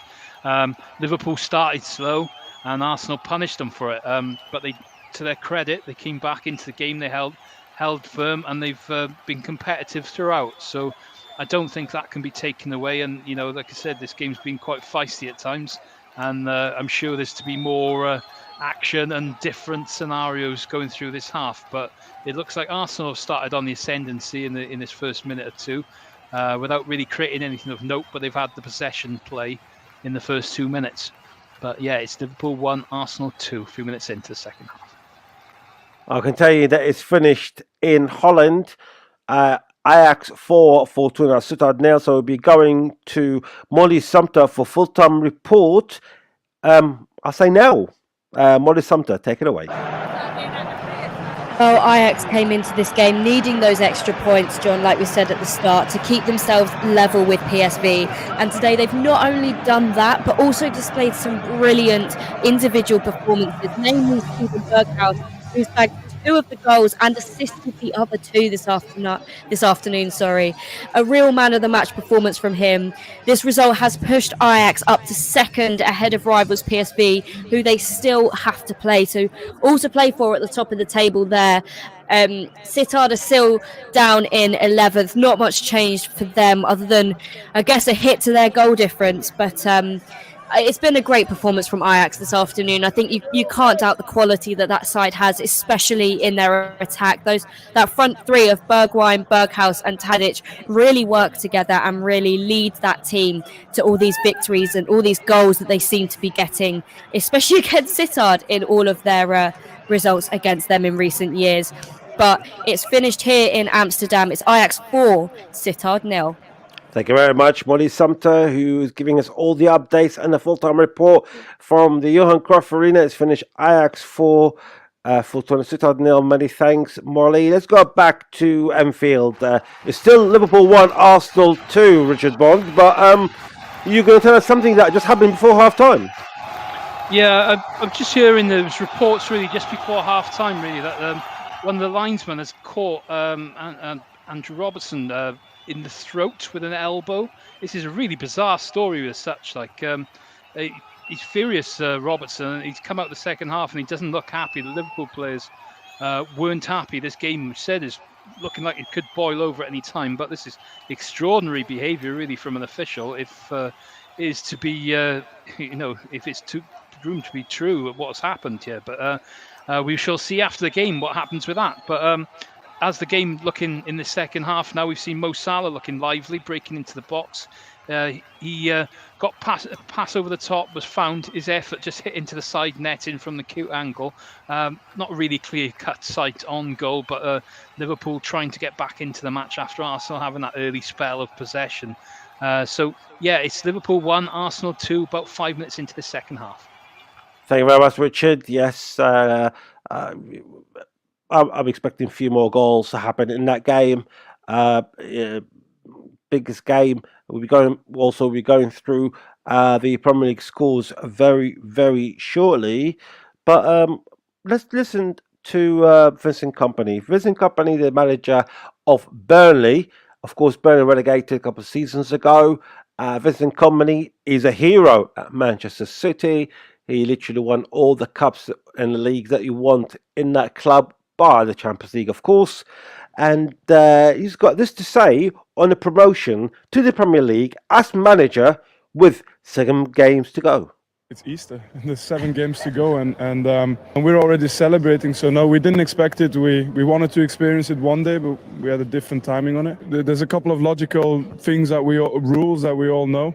Is that if you don't have the squad cohesion in the beginning, it takes time, and you've got to work hard and try and be rational, objective, and then you're in the championship. So there's 46 games, so you do get a little bit of you get that stress of games that actually help you improve quicker, and after that is consistency. I think. Emotional consistency and a lot of hard work. And while we're hearing to this, it's been a penalty at Anfield. Liverpool got a penalty, and we'll be going to Richard Bond very, very shortly on the news of that penalty and if it's been scored. It looks like there's been a trip on a Liverpool player inside the penalty area. Can't see exactly who it was, but it's definitely a penalty, and it seems like it has been given. And it's a very interesting twist here. It looks like Diego Costa, who's the one who's been tripped by Rob Holding, and we'll be going to Richard Bond very, very shortly on straight after the penalty is been decided. But what a way! What interesting developments at Anfield. We'll keep you up to date very, very soon on what's happening. Let's go quickly while awaiting the news of that penalty. Let's go quickly to Ed Dowling in the second half. And Ed, just quickly, what's the latest that's happening at the moment? In fact, just before I come to you, Ed, that penalty has been missed. Liverpool have missed the penalty. Mo Salah, he had the chance of putting Liverpool back into the game, make it 2-2, and Mo Salah have missed. We'll be going to Richard Bond very, very shortly on the news of the penalty and the news of that miss. But let's go back again to Ed. I do apologise, Ed Dowling. We're waiting to the second half in Bochum, Stuttgart. Still 1-0. Any changes and any more developments in your game? No changes so far, John. We've seen Bochum really flying out of the blocks, actually, since the start of the second half. They're pushing for a couple opportunities here, but nothing really tangible so far. It's 53 minutes played, 1-0 to the away side here at Bochum. Richard Bond, Mo Salah missing a penalty in an effort to try to bring Liverpool back. But talk us all about it and the incident itself. What a moment in the title race this could be. And I tell you what, Mo Salah has just blown a golden opportunity to equalise here from the penalty spot. He's left-footed, right past the post, left post, gone wide. Second penalty in a row he's missed now. This is unbelievable, team here. You would have banked him from scoring that one. But the penalty was given really as such as really, really clumsy and maybe a bit soft, really. It was Rob Holding who's gone in on Jota, and it just looked very soft. And the referee's given the penalty. Aaron Ramsdale in the aftermath then got a bit involved. He's kept the ball and he's been given another yellow card in this game. Those bookings are mounting up now. You've got 3 Liverpool players on yellow cards at the back. That's a different story at that end though. But yeah, well, the penalty itself, this could be an absolute massive moment in this match. We'll see how both sides respond to this now in the next couple of minutes. But at the moment, Liverpool 1, Arsenal 2 still here at Anfield. Have Liverpool been the better team in the second half? They've definitely come out the traps and they've started to show more of their usual self, if you can say that about this season. But yeah, Arsenal have had possession at the start, but Liverpool have been on top and created that chance. And we seen moments earlier really that Salah had an effort that just went wide of the post. So there's definitely a contest on the go here, and it could go either way. I said at the start it was going to be close, and I think there's plenty more goals left in this one. We've got about 40 minutes to go here. It's Liverpool 1, Arsenal 2. Now, until the 78th minute, Nantes were losing at home by 2-1. And actually, I was going to say it's been a goal at Nantes, and play my usual jingle.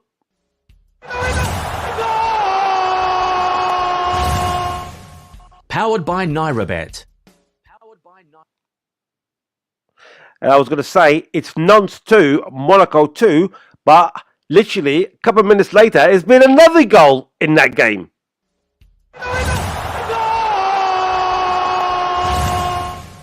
Powered by NairoBet. And now is Nantes 3, Monaco 2. Nantes have turned it around against Monaco. Now, VAR are looking at that goal, and we'll be come back to you very shortly. But I can tell you it was Ludovic Blas who scored the equaliser for Nantes. And we'll just wait and see. The goal is under review. It's Mustafa Mohamed, the Egyptian, who scored it. So that'll be his second goal if it was given with literally just under 4 minutes to go. Let's go back to Richard Bod quickly on another Liverpool chance. And Liverpool are applying the pressure, really. And they're really going for it and trying to make up for that missed penalty, haven't they, Richard? Yeah, they're knocking the door now. All of a sudden, Liverpool have got their tails up, and we had a lovely ball cross from the left-hand side spread to that man Salah. He's involved in everything at the moment. He looks like he wants to attain for his error with the penalty. He picked the ball up, had a snapshot from the right-hand side, drilling it. Ramsdale's managed to get a really strong hand on it just to palm it to safety. Arsenal clearing their lines there, but Liverpool really having a go in their second half, and they're trying to close out for an equaliser here. 12 minutes into this second period we are here. A fascinating contest. It's Liverpool 1, Arsenal 2. Thank you very much, Richard. I can tell you the game that Ed Dowling is watching, Bochum just got a penalty. So we'll be going to Ed Dowling very, very shortly on the outcome of that penalty and the news of that incident. So we'll be going there very shortly. I can tell you that Nantes' third goal has been disallowed for offside. So Mustafa Mohamed's brace has been cancelled out. And now 3 minutes to go. It is still Nantes 2, Monaco 2. In the La Liga, 19 minutes gone. It's still Almeria 0, Valencia 0. And like I just mentioned, in the Bundesliga, it's Bochum 0, Stuttgart 1. But the penalty for the home side. Well, we've got about 2 minutes to go to Nigeria. So if you want to have any comments read out by Tony or anyone else, and through any kind of social media, feel free to do so. And as we speak, they have been the goal that we're expecting in the Bundesliga.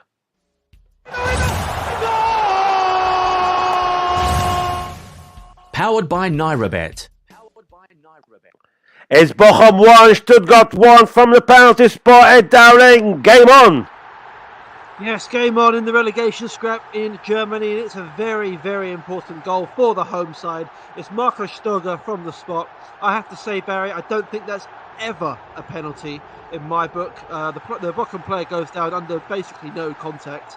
There's a shot there of the Stuttgart manager turning around looking bemused at what has just happened there. But it doesn't matter anymore. It's 1-1 here. Game on. 58 minutes played. There's everything to play for now here in Bochum. Well, you mentioned that is actually a soft penalty. Did VR have a look at it? I don't believe they did, John. I don't believe they did. There was no delay. I don't think they saw enough to overturn it. But from the initial contact that I've seen, I feel very, very hard done by if I was a Stuttgart fan.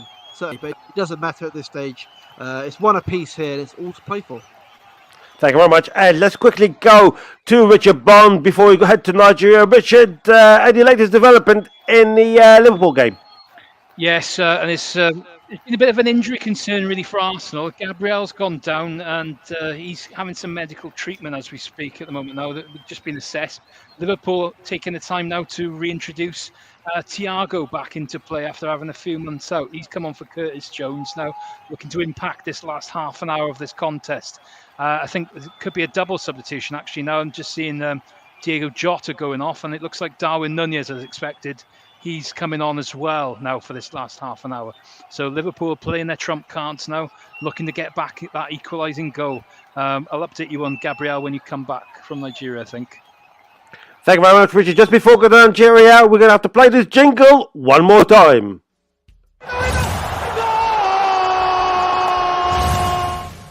Powered by NairoBet. It's Bochum 1, Stuttgart 2. Stuttgart are leading again in that game. Let's go quickly to Ed Dowling before we head to Nigeria. Ed. Yes, John, just like that, it's another goal in the game, and it's for the visitors. Just as the penalty goes in, it's a ball in from Sosa, and it's the Stuttgart striker just alone, completely alone. The back post is tapped home. The Bochum defenders completely switched off, and the away side is ahead again. 2-1 here in Bochum. Thank you very much. And now let's hand you over to Tony and the team in Nigeria, who give you all the news of Nigerian players around the globe and go through your comments and interactions on social media. Well, good afternoon again, Tony. And go through your comments and interactions.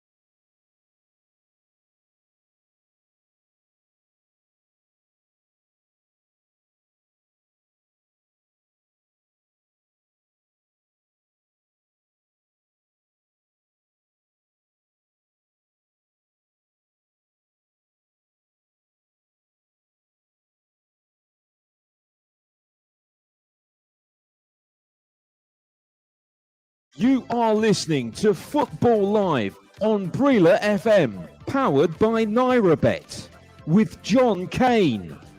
Thank you very much, everyone, and thank you, Tony and the team, and thank you for all your comments on social media and on your phone calls. We did listen to it, and some people are still predicting Liverpool to win this game, Richard Bond, but time is running out. We only got about 24 minutes to go. Yeah, still plenty of time left, though, John, for an equaliser. But at the moment, Liverpool have been pushing the pressure on Arsenal, but they've been defending very resolute. They've been excellent at the back this afternoon for the majority of the match, and we've seen Nunez trying to make a good bit of impression, really, as such. Since he's come on, he's looked lively, trying to form there. Alexander Arnold's seen a bit more of the ball in an offensive sense, which we didn't see so much in that first half.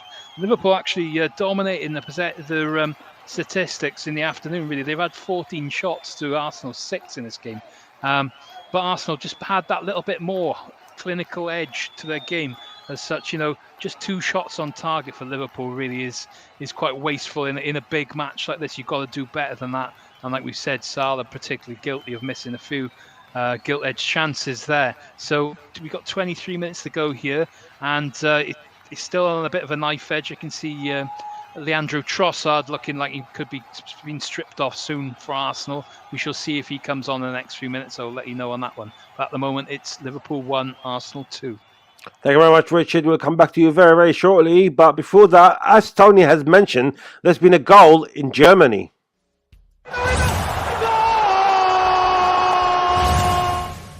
Powered by NairaBet. Last time we heard was Bochum 1, Stuttgart 2 Dowling, but I think Stuttgart are running away with it now. Yes, John, it could be game, set and match here for the away side as Joshua Wagnerman pops up again with the third goal for Stuttgart right after they scored that second goal. And if you remember correctly, there was also a penalty for Bochum just before that. So Bochum had completely collapsed in the matter of 10 minutes or so. And even then, as I mentioned before, the penalty that they were given, I don't think that was a penalty. They haven't deserved anything from this game today, Bochum. And now they find themselves 3-1 down at home in a massive, massive relegation clash. So it's really not looking good if you support the blue team here today. Stuttgart seem to be running away with it. It's 3-1 here at Bochum. And in La Liga, it's 30 minutes gone. It's still Almeria 0, Valencia 0. The game between Nantes and Monaco, after that third goal for Nantes being disallowed, that would have been an amazing comeback, wouldn't it? Being 2-0 down to 3-2, but finished 2-2. It puts Monaco in 58 points. 2 points behind third Marseille with a game in hand. And for Nantes, keeps them at 14th with 31 points, and they're still more or less 5 points above relegation to Strasbourg.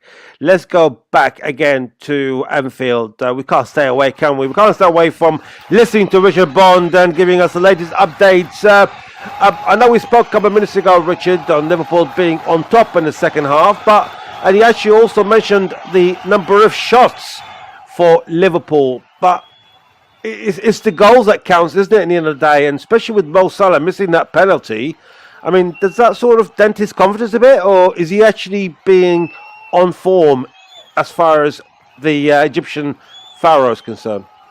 I think it's been a bit of both, really, from Salah this afternoon. We've seen the best and the worst, really. His movement and positioning has been great. He's got into those... he had an early chance where he just before half-time, where he just put the ball wide of the post. It was a good opportunity. He's getting into those areas. He had another one in the second half, really, where he broke free and the Ramsdale had that good save. And then there's the penalty as well. So there's been several incidents with Salah. Getting in the right positions, but maybe perhaps not putting the ball in the net. Like I said, Arsenal have been excellent in front of the goal, and they put Liverpool to the sword, really, as such, in terms of the scoreline. So 20 minutes to go here. We're looking, I think one big opportunity could really change this match. It's Liverpool 1, Arsenal 2. Well, let's go through the full-time results for the MPFL. There's only 2 games that playing at the moment. One, it's 5 minutes to go, which is Wiki Tourist and Bielsa United. Wiki Tourist are losing at home by 2-1 with 5 minutes to go. We're playing in the 12th minute stoppage time between Lobby Stars and Abia Warriors, and that's 2-0 to the home side. But full-time results for the rest of it, which is Enyemba 2, Plateau 1, Aqua United 2, that's Arawa 2, Gombe 1, Al Kanemi 0, Niger 0, Rivers United, in fact, I beg your pardon, 0, Shooting Stars 1, Remo Stars 1, and Sunshine Stars 1, Enogo 0. And I can tell you, it is a dangerous free kick for Liverpool outside the Arsenal's penalty area. We've got to Richard Bond very shortly on the news on that foul outside the penalty area. We've got about 18 minutes to go in that game. So Liverpool do need something now or never. And I can also tell you there's actually VAR are involved in the La Liga game between Almeria and Valencia. 34 minutes gone, and VAR are looking for checking through a penalty and even a possible red card by side of it. So I'll keep you up to date with that. But let's go to Richard Bond quickly. Richard, dangerous free kick outside the penalty area for Liverpool, and they just need something now, isn't it? It gives them enough time trying to turn the game around. I think so. They definitely up in the ante a little bit, and it was Nunez really who's sort of found himself some space, and he's making a bit of a nuisance of himself. Really, Alexander-Arnold was over the free kick. It was a bit more to the right-hand side of the penalty area to really fashion a shot at goal, but he tried to put a ball in, but it didn't really come to much as such on this occasion. But Liverpool really looking the more in the ascendancy at the second now, with 20 minutes to play. Arsenal though holding firm and looking quite comfortable defending. So it's going to be interesting what happens next. And like I think it's maybe another substitution could change the game, or it's going to take something special, I think, really for Liverpool to breach this back line of Arsenal. But it could be Arsenal looking on the counter, perhaps, to maybe get a third goal to settle it. We shall see now with 15 minutes to play. Thank you very much, Richard. We will come back to Richard very shortly. Also, we'll be going to Ed Dowling, who's watching Bochum and Stuttgart as well very shortly. But we did mention there's no Serie A games today, but there's been loads yesterday. So let's go through the scores in that game just before we go back to Richard very quickly. Udinese drew 2-2 with Monza at home yesterday. Likewise for Fiorentina, they drew at home to Spezia by 1-1. Atalanta, they've lost 2-0 at home to Bologna, and that was a shock of the day as far as Serie A is concerned. Sampdoria, who seems to be dead and buried in the relegation, they lost 2-3 to Cremonese, who are also in that relegation area, but Sampdoria, it's not the best of seasons for them at all. Torino, they've lost 1-0 at home to AS Roma. Jose Mourinho's team going from strength to strength. Verona have beaten Sassuolo by 2-1. And a big game yesterday in Serie A, Lazio 2, Juventus 1. Let's go back to Richard Bond. And then with all that talk about Liverpool, Richard, has Arsenal had a chance? Yeah, well, I was just mentioned, like, Arsenal on the counter will be dangerous in this last 15 minutes, and they did have a half chance then a minute ago. It was Xhaka who won the ball in the midfield area. He sent Martinelli down the left-hand side, sprinting away free. He looked to get the ball into the box. Saka, he's trying to pick out on the back post, but it was well cut out, I think, by Robertson, I think it was, who came back with a despairing challenge, really just to kind of notch it out the way of the England coming through. But warning signs for Liverpool. Arsenal is still going to be very dangerous on the break. So at the moment, 15 minutes to go here. Liverpool 1, Arsenal 2. Now, let's just bring you some news away from the Premier League and Bundesliga, but something that concerns Nigerian football. The Super Falcons under-20s are involved in the World Cup, FIFA World Cup under-20 that's supposed to be held in Indonesia between the 20th of May and the 11th of June. Now, that tournament has been supposed to be be held in Indonesia, but that has been stripped of that country, and it seems like at the moment that it looks like Argentina, who have not qualified to that tournament, are the ones who are going to be hosting it. So it's going to be Argentina will replace Indonesia in the World Cup finals, and of course the qualified teams, there are 24 of them. One of them is the Nigerian team, also England, France, Israel, Italy, Slovakia, Brazil are involved, and also from other teams from Asia, Gambia, Senegal, Tunisia. Also from Asia, we've got 4 teams as well, which is Iraq, Japan, South Korea, and Uzbekistan. So as far as Nigerian football is concerned, we're still waiting as well for the draw. It was supposed to happen last week. It's going to happen next week for the draw, to wait and see where they'll put Nigeria. Of course, they have qualified into this tournament. It's the 13th appearance, and the last appearance was in 2019. And of course, the Nigerian team under 20, they have finished runners-up twice before, in 1989 and 2005. So it's more or less confirmed that Argentina will replace Indonesia, and due for political reasons, which we're not going to talk about. However, it's the reason why Indonesia has been stripped, and it will go to Argentina. But it seems like the date will be the same, from the 20th of May till 11th of June this year. Let's go back to Anfield. Richard Bond is watching that game. 12 minutes to go. Time running out, Richard. And we have seen Arsenal are trying to get a third at some stage, haven't they? They're not really sitting there just watching Liverpool giving up everything. No, Arsenal definitely looking to try and get that third goal on the counter, and I think I think that's probably the best move for Arteta's side. Liverpool looking dangerous when they're going forward to stop them really being camped at the back. Arsenal, the best offence for them is to go forward and try and maybe push to try and get a third goal, but maybe perhaps not putting too many numbers into the attacks. But they have looked lightning pace down on the flanks, particularly with Martinelli looking lively for Arsenal. Liverpool just about to send on Roberto Firmino. He's coming on for Fabinho as well. So they're going for the juggler themselves. So 12 minutes left, and it looks like Trossard is warming up for Arsenal. So we shall see who he comes on for in a minute now. So changes for both sides here as we come into the final period. Liverpool 1, Arsenal 2, 12 minutes to play. I mean, you can't really rule out Firmino doing something, isn't he? I mean, the guy has been absolutely superb and a great servant for Liverpool, hasn't he? And obviously we know that he's going to leave at the end of the season. But, I mean, is that a mistake to let him go, or not even trying to get something out of him for the remainder of his career? I know he's 31, but he's still young, and every time he comes in, he actually has an influence on that Liverpool team. Oh, definitely. And I think Roberto Firmino as well, after perhaps maybe not playing so much in the last couple of seasons, he's come back into the fray this year with some of the injuries to some of the more forward-thinking players they've had, and he's got himself 8 goals in the league and 4 assists, so he's not got a bad return this campaign.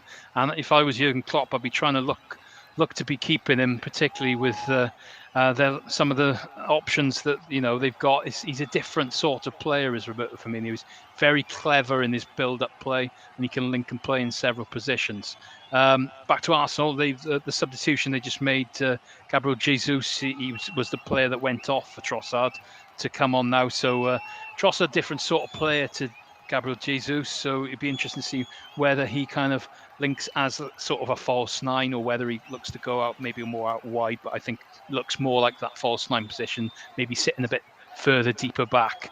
But at the moment, though, 10 minutes to go, Liverpool 1, Arsenal 2.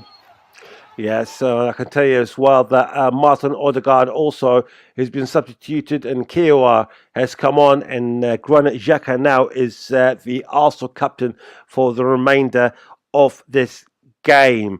We haven't heard from Ed Dowling for a bit. 10 minutes to go. Ed Dowling, Stuttgart, Bochum 1, Stuttgart 3. It looks like game, set and match, but you think Bochum being at home, especially when they are in that relegation dogfight, they will try to do something, but I haven't heard from you for a while, so it seems that nothing has changed. Yeah, it's all gone a bit flat, to be honest, John. Not a lot really going on here. We've had a few corners from Bochum, trying to force the issue a little bit. But Stuttgart have looked pretty comfortable, to be honest, since scoring the last 2 goals. There's been nothing really of note that has happened from a Bochum perspective or from a Stuttgart perspective, which I think suits the latter team much better than the former. To be honest, we've got 10 minutes left. We'll see what happens, but I'm not really expecting any goals anymore, John, to be honest, from Bochum. They look defeated here. Bearing in mind they are in 14th and Stuttgart in 18th. You wouldn't believe it based on this performance, but about 10 minutes left. It's 3-1 here to the away side. And 8 minutes to go till full time between Liverpool and Arsenal. And it's a big chance for Darwin Núñez, Richard Bond, and it was a magnificent save from Aaron Ramsdale, hasn't it? Oh, yes. Oh, massive chance for Liverpool to equalise there. Ball was won back in midfield. Mo Salah then was fed the ball. He played a lovely ball between the 2 centre-halves through for Núñez, who's going through on goal. And Aaron Ramsdale's come out. Fairness, he's held a good position to block the shot, but Núñez should have done much better with the effort, really, to get Liverpool back on level terms there, I feel. But there's still 9 minutes to play here. Liverpool starting to get some good chances here. So we'll see what happens in the next 8 minutes. Liverpool 1, Arsenal 2. Yeah, let's just give a bit of statistics around surrounding this game. We've had 6 corners at the moment. 4 to Liverpool, 2 for Arsenal. We've got 7 yellow cards between both of them. 4 for Liverpool, 3 for Arsenal. And Liverpool had 16 shots, 3 of them on target. Arsenal had 7 shots with 4 on target. I mean, the ratio of goals on target when you compare it to the shots is way better, much better for Arsenal when it comes to, and obviously they scored 2 goals with them as well. So statistics-wise, it looks really good for Arsenal, and they do look like a title race winners at this stage. I mean, 8 points away from Manchester City. Of course, let's not forget they're both going to play as well against each other, and that could be the decider between Arsenal and Manchester City. Let's go back to Richard Bond quickly. Richard, we spoke. I'm just looking through the statistics. In fact, there's been another yellow card as well to Arsenal. 8 points. With that performance that they have today, if it stays as it is, it's fantastic for Arsenal, isn't it? But also they've got that game against Manchester City, and that could turn things around, isn't it? I mean, yeah, it closed the gap, but mentally and psychologically, that could be the turning point if Man City managed to beat Arsenal in that game. I think, getting a result today is massive because it makes it back to 8 points. But like you say, that game is pivotal come that end of the season. We were looking to be, it was about 6 games after that then left to play. And I think that game, it's not going to be the bees and ends all for the title. But if Arsenal win that match, I think it's going to be very hard for Manchester City to come back. If Manchester City win, it will be very close running, and I think we'll be looking very closely at some of these fixtures that both sides have left in their running. But at the moment, Arsenal very resolute in defence. I've said before, and I think I've been really impressed with the way they've dealt with Liverpool this afternoon. I know Liverpool have had chances at times, but the 2 centre halves I feel have been brilliant, and they have really seen them through this game. Still 6 minutes to go on stoppage time, but it's Liverpool 1, Arsenal 2 at the moment. Just let you know that Bukayo Saka has entered the bookings as well. He had a corner for Arsenal, and he was taking his time, so Anthony Taylor just decided to give him the yellow card for time wasting. Just under 5 minutes to go here. Anfield is still Liverpool 1, Arsenal 2. As we mentioned early on, that there was possible penalty and sending off in the game between Almeria and Valencia. No, nothing came out of it after VAR. However, we have seen about 4 yellow cards on that game, and it's been an interesting game as well. There's been plenty of shots from both sides, and as we know, Almeria do play beautiful football in Spain. If you actually watch some of the La Liga games, we're playing in the second minute of 3 minutes injury time there, but it's still 0-0 between both sides. Let's go back to Richard Bond. Again, we talk about Liverpool. We talk about Liverpool who needing to score a goal, Richard, but it's always Arsenal who creating that chance to kill the game. Yes, and they had a really good one just to wrap things up a minute ago. They had a corner. They won on the right-hand side. It was whipped in, and as Gabriel unmarked in the centre of the box, he met the header, and it's just gone straight into the arms of Alisson. If it had gone to the left or the right, it would have been a goal. Will that cost Arsenal? I'm not sure. They're leading. They're doing well at the moment, but that was a big chance to wrap things up this afternoon. But at the moment, though, with 5 minutes to play, it's Liverpool 1, Arsenal 2. And as soon as Richard come back, it's been a goal at Anfield!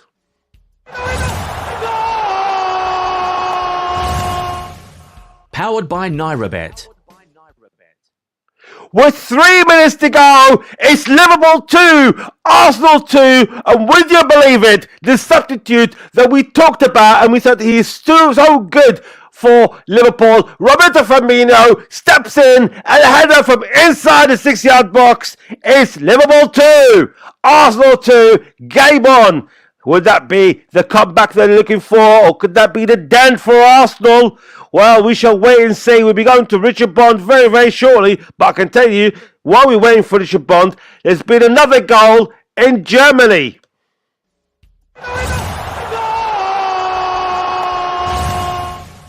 Powered by NairaBet. And it's more or less half game on in there because Bochum have got a goal back. It's Bochum 2, Stuttgart 3. But let's go to Richard Bond with that important goal for Liverpool. It's game on indeed here at Anfield. It's 2-2 and unbelievable. It's Roberto Firmino with the equaliser, and Trent Alexander-Arnold's had many critics this season, but he's done brilliantly to just go past Zinchenko on the right-hand side. It's been a lovely little ball, chipped in. There's the Brazilian Firmino making an impact once again, just to do a stooping header past Aaron Ramsdale into the back of the net. Slightly cruel on Arsenal. I'm not sure Liverpool have had a good second half, but we're back level, and both sides are looked to go at it now in the last few minutes of this one. 2 minutes to play and stoppage time on the clock here. Liverpool 2, Arsenal 2. 2 minutes to go, plus stoppage time. We'll be back very, very shortly to Anfield. But this is Football Live. Next Saturday, Chelsea. Not comfortable at all. Take on Brighton. Complete cruise control. Tottenham Hotspur. No, it's not a club in crisis. Against Bournemouth. So this is a must-win for them.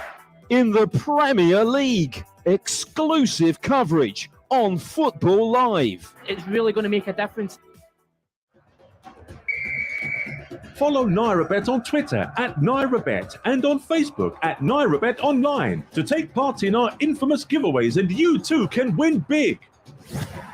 NairaBet, the home of sports betting and fast payments in Nigeria. 4 hours of football every Saturday and Sunday on Brila FM with Football Live. But it always starts with us. All the key action from around Europe's top leagues. Wow. Just wow. You are listening to Football Live on Brila FM, powered by NairaBet. Have your say on today's action and interact with Brila FM on Twitter @BrilaFM889, on Facebook @889 Brila FM, and on Instagram BrilaFM889. It's drama you will not want to miss. Well, against all the odds, Bournemouth are taking the lead, and not a single shot on target up to this point. Yeah, it was a James Ward-Prowse classic. He just kills it beautifully. Well, it's been absolute chaos. Yes, Josh.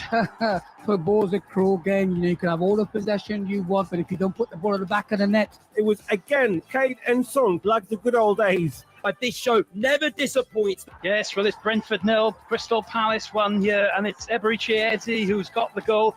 Oh my word, Josh. I cannot believe how Phil Foden has not made this 2-0. Yes, Barry, it's a second goal for Borussia Dortmund, and the Dutch Eredivisie are running away with it now.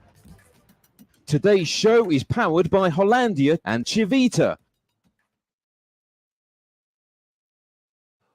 Well, Liverpool 2, Arsenal 2, 6 minutes stoppage time has been added. We just played already 1 minute of that, but let's go to Ed Dowling quickly on the news of that Bochum goal.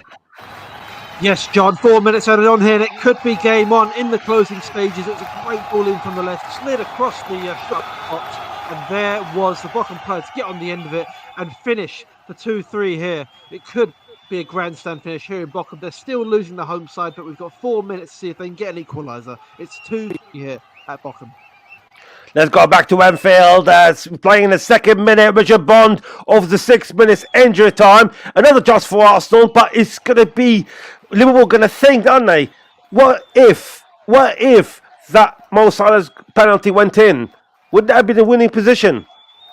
Well, this game's on an absolute knife edge at the moment, and Arsenal had a great opportunity through Kieran Tierney, who's just come on for Alexander Zinchenko, and he got played in on the left-hand side. He dragged the shot across the face of goal, just wide of the post, and it was a half-decent opportunity there for Arsenal to get that winning goal. Liverpool, like you're saying, that missed penalty, will it cost them? I'm not sure, really. As such, they come back really well into this match. I think a point would be a really good result for Jurgen Klopp's side, having been 2 goals behind in this match. But there'd be a much better second half performance from Liverpool. Really, they've been the better team in this second period. But there's still chances and still time, I'm sure, for a winning goal. We've got 3 minutes left on the clock here to play. Will we have another goal? Let's see. No, it's Liverpool 2, Arsenal 2. Is it more fact in the second half, Richard, that Arsenal switched off a bit, or is it Arsenal's quality has shown in against the big club again? I think Liverpool have raised their game in the second half, and they have really pushed the emphasis in. Arsenal, like I said, they have defended really well in this game. It's been a really cracking contest between 2 really good sides. We said before the match, it was a really big match for both teams want to win. I think that's been seen really by the commitment of some of the challenges. We've seen a lot of yellow cards in this match. Both sides want to win this game really badly. Arsenal, they're desperate to win this title. It's been 20 long years for their fans. And, a point, looking back now, they'll be disappointed if it finishes 2 each. But it's a point that is closer to that championship than no points at all today, and they'll go into that Man City game in a few weeks' time, hoping they still have a decent sort of lead over their rivals. But yeah, just coming into the last minute here, I know it was it's Liverpool 2, Arsenal 2. Just quickly, Richard, Roberto Firmino. I mean, we were talking about him, weren't we, when he was coming on and saying how good he is, and yet again he comes in and he proves Liverpool and Jurgen Klopp wrong for not playing him, doesn't he? The guy always delivers when he's asked for. Yeah, definitely. He's made such a big difference this afternoon, and minutes ago, we've just seen another chance for Liverpool. Ball over the top. I think it might well have been Firmino who put it over, and Mo Salah stretching. He's about 6 yards out, and he's put over the bar. That could have won the game for Liverpool here. So it's probably an Arsenal now having to hold on to that point here at the moment. But yeah, Roberto Firmino has made such a big impact in this match since he's come on, not for the first time this season as well. But Liverpool 2, Arsenal 2 closing stages now. Yeah, we've got about a minute or so to go till for full time, and also at the end of the show in about a few minutes or so to the end of the show. I can tell you it's still Bochum 2, Stuttgart 3. It's still playing injury time. It's half time in Spain between Almeria and Valencia. It's still 0-0, and we've got less than a minute to go between Liverpool and Arsenal, and it seems like there's another chance for Liverpool to try to nick that game. We go to Richard Bond with that chance very, very shortly.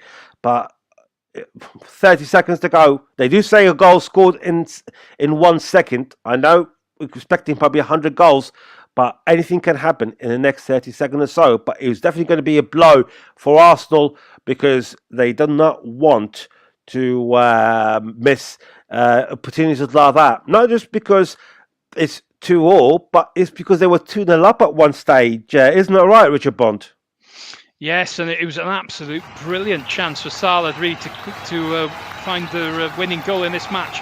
And Arsenal now holding on desperately to try and claim that vital point in this championship race. And Salah picked the ball up, kind of took a couple of touches before trying to curl an effort, and Aaron Ramsdale pulling off a brilliant save. It posed one of those things, really, having such a good keeper makes such a big difference in a side. You know, we look at all the sides that have won championships over the years. They've all had really good keepers, and Aaron Ramsdale, absolute top save this afternoon, and that looks like he's got that point for Arsenal as we just come into the final seconds of this match. Yes, indeed. And I can tell you, in fact, it's now full time between Liverpool and Arsenal. It finished Liverpool 2, Arsenal 2. They're still playing in Germany, but they've exceeded the injury time, in fact. But I think let's go quickly. We've got about 2 minutes till the end of our show, Football Life. Let's go to Richard Bond for a full-time report. Yes, it's finished here at Anfield, and it's Liverpool 2, Arsenal 2, and an absolute fantastic contest today. It was a lovely first half performance from Arsenal and a great second half performance from Liverpool. Arsenal took the lead through Gabriel Martinelli early doors after 8 minutes, and Gabriel Jesus then getting the second just before the half-hour mark. Plenty of bookings and fracases going on in this match, and a highly contested match. So Mo Salah scored just before half-time. Liverpool rallied, toiled into the second half and fought hard to earn a point with Roberto Firmino's goal 3 minutes from time. But there was plenty of chances to come, plenty of twists and turns. Seen Mo Salah miss a penalty in the second half also, and they could have won it late with Salah, and then a late effort from Kanate cleared off the line as stoppage time finished. But it's a thrilling contest here, finishing Liverpool 2, Arsenal 2. Thank you very much, Richard. Yes, let's quickly, before we finish, let's go through the Premier League results from yesterday. It finished Manchester United 2, Everton 0, Aston Villa 2, Nottingham Forest 0, Brentford 1, Newcastle United 2, Fulham 0, West Ham 1, Leicester 0, Bournemouth 1, Tottenham Hotspur 2, Brighton 1, Wolves 1, Chelsea 0, Southampton 1, Manchester City 0. As for today's games, as we heard from Jordan Okoli early on, it finished Leeds United 5, Leeds United 1, Crystal Palace 5, and as we heard from Richard Bond, it finished Liverpool 2, Arsenal 2. And that's all we have for you to come at the end of this session of Football Live. We'd like to thank all of you for listening, and it's been an absolute pleasure to be with you. And many thanks to all of our excellent reporters who brought you all the goals as it happened. And please join us again next Saturday with myself and the crew. I'm John Kane, and this was Football Live. And until then, goodbye for now. Next Saturday, Chelsea. Next Saturday, Chelsea. Not comfortable at all. Take on Brighton. Complete cruise control. Tottenham Hotspur. No, it's not.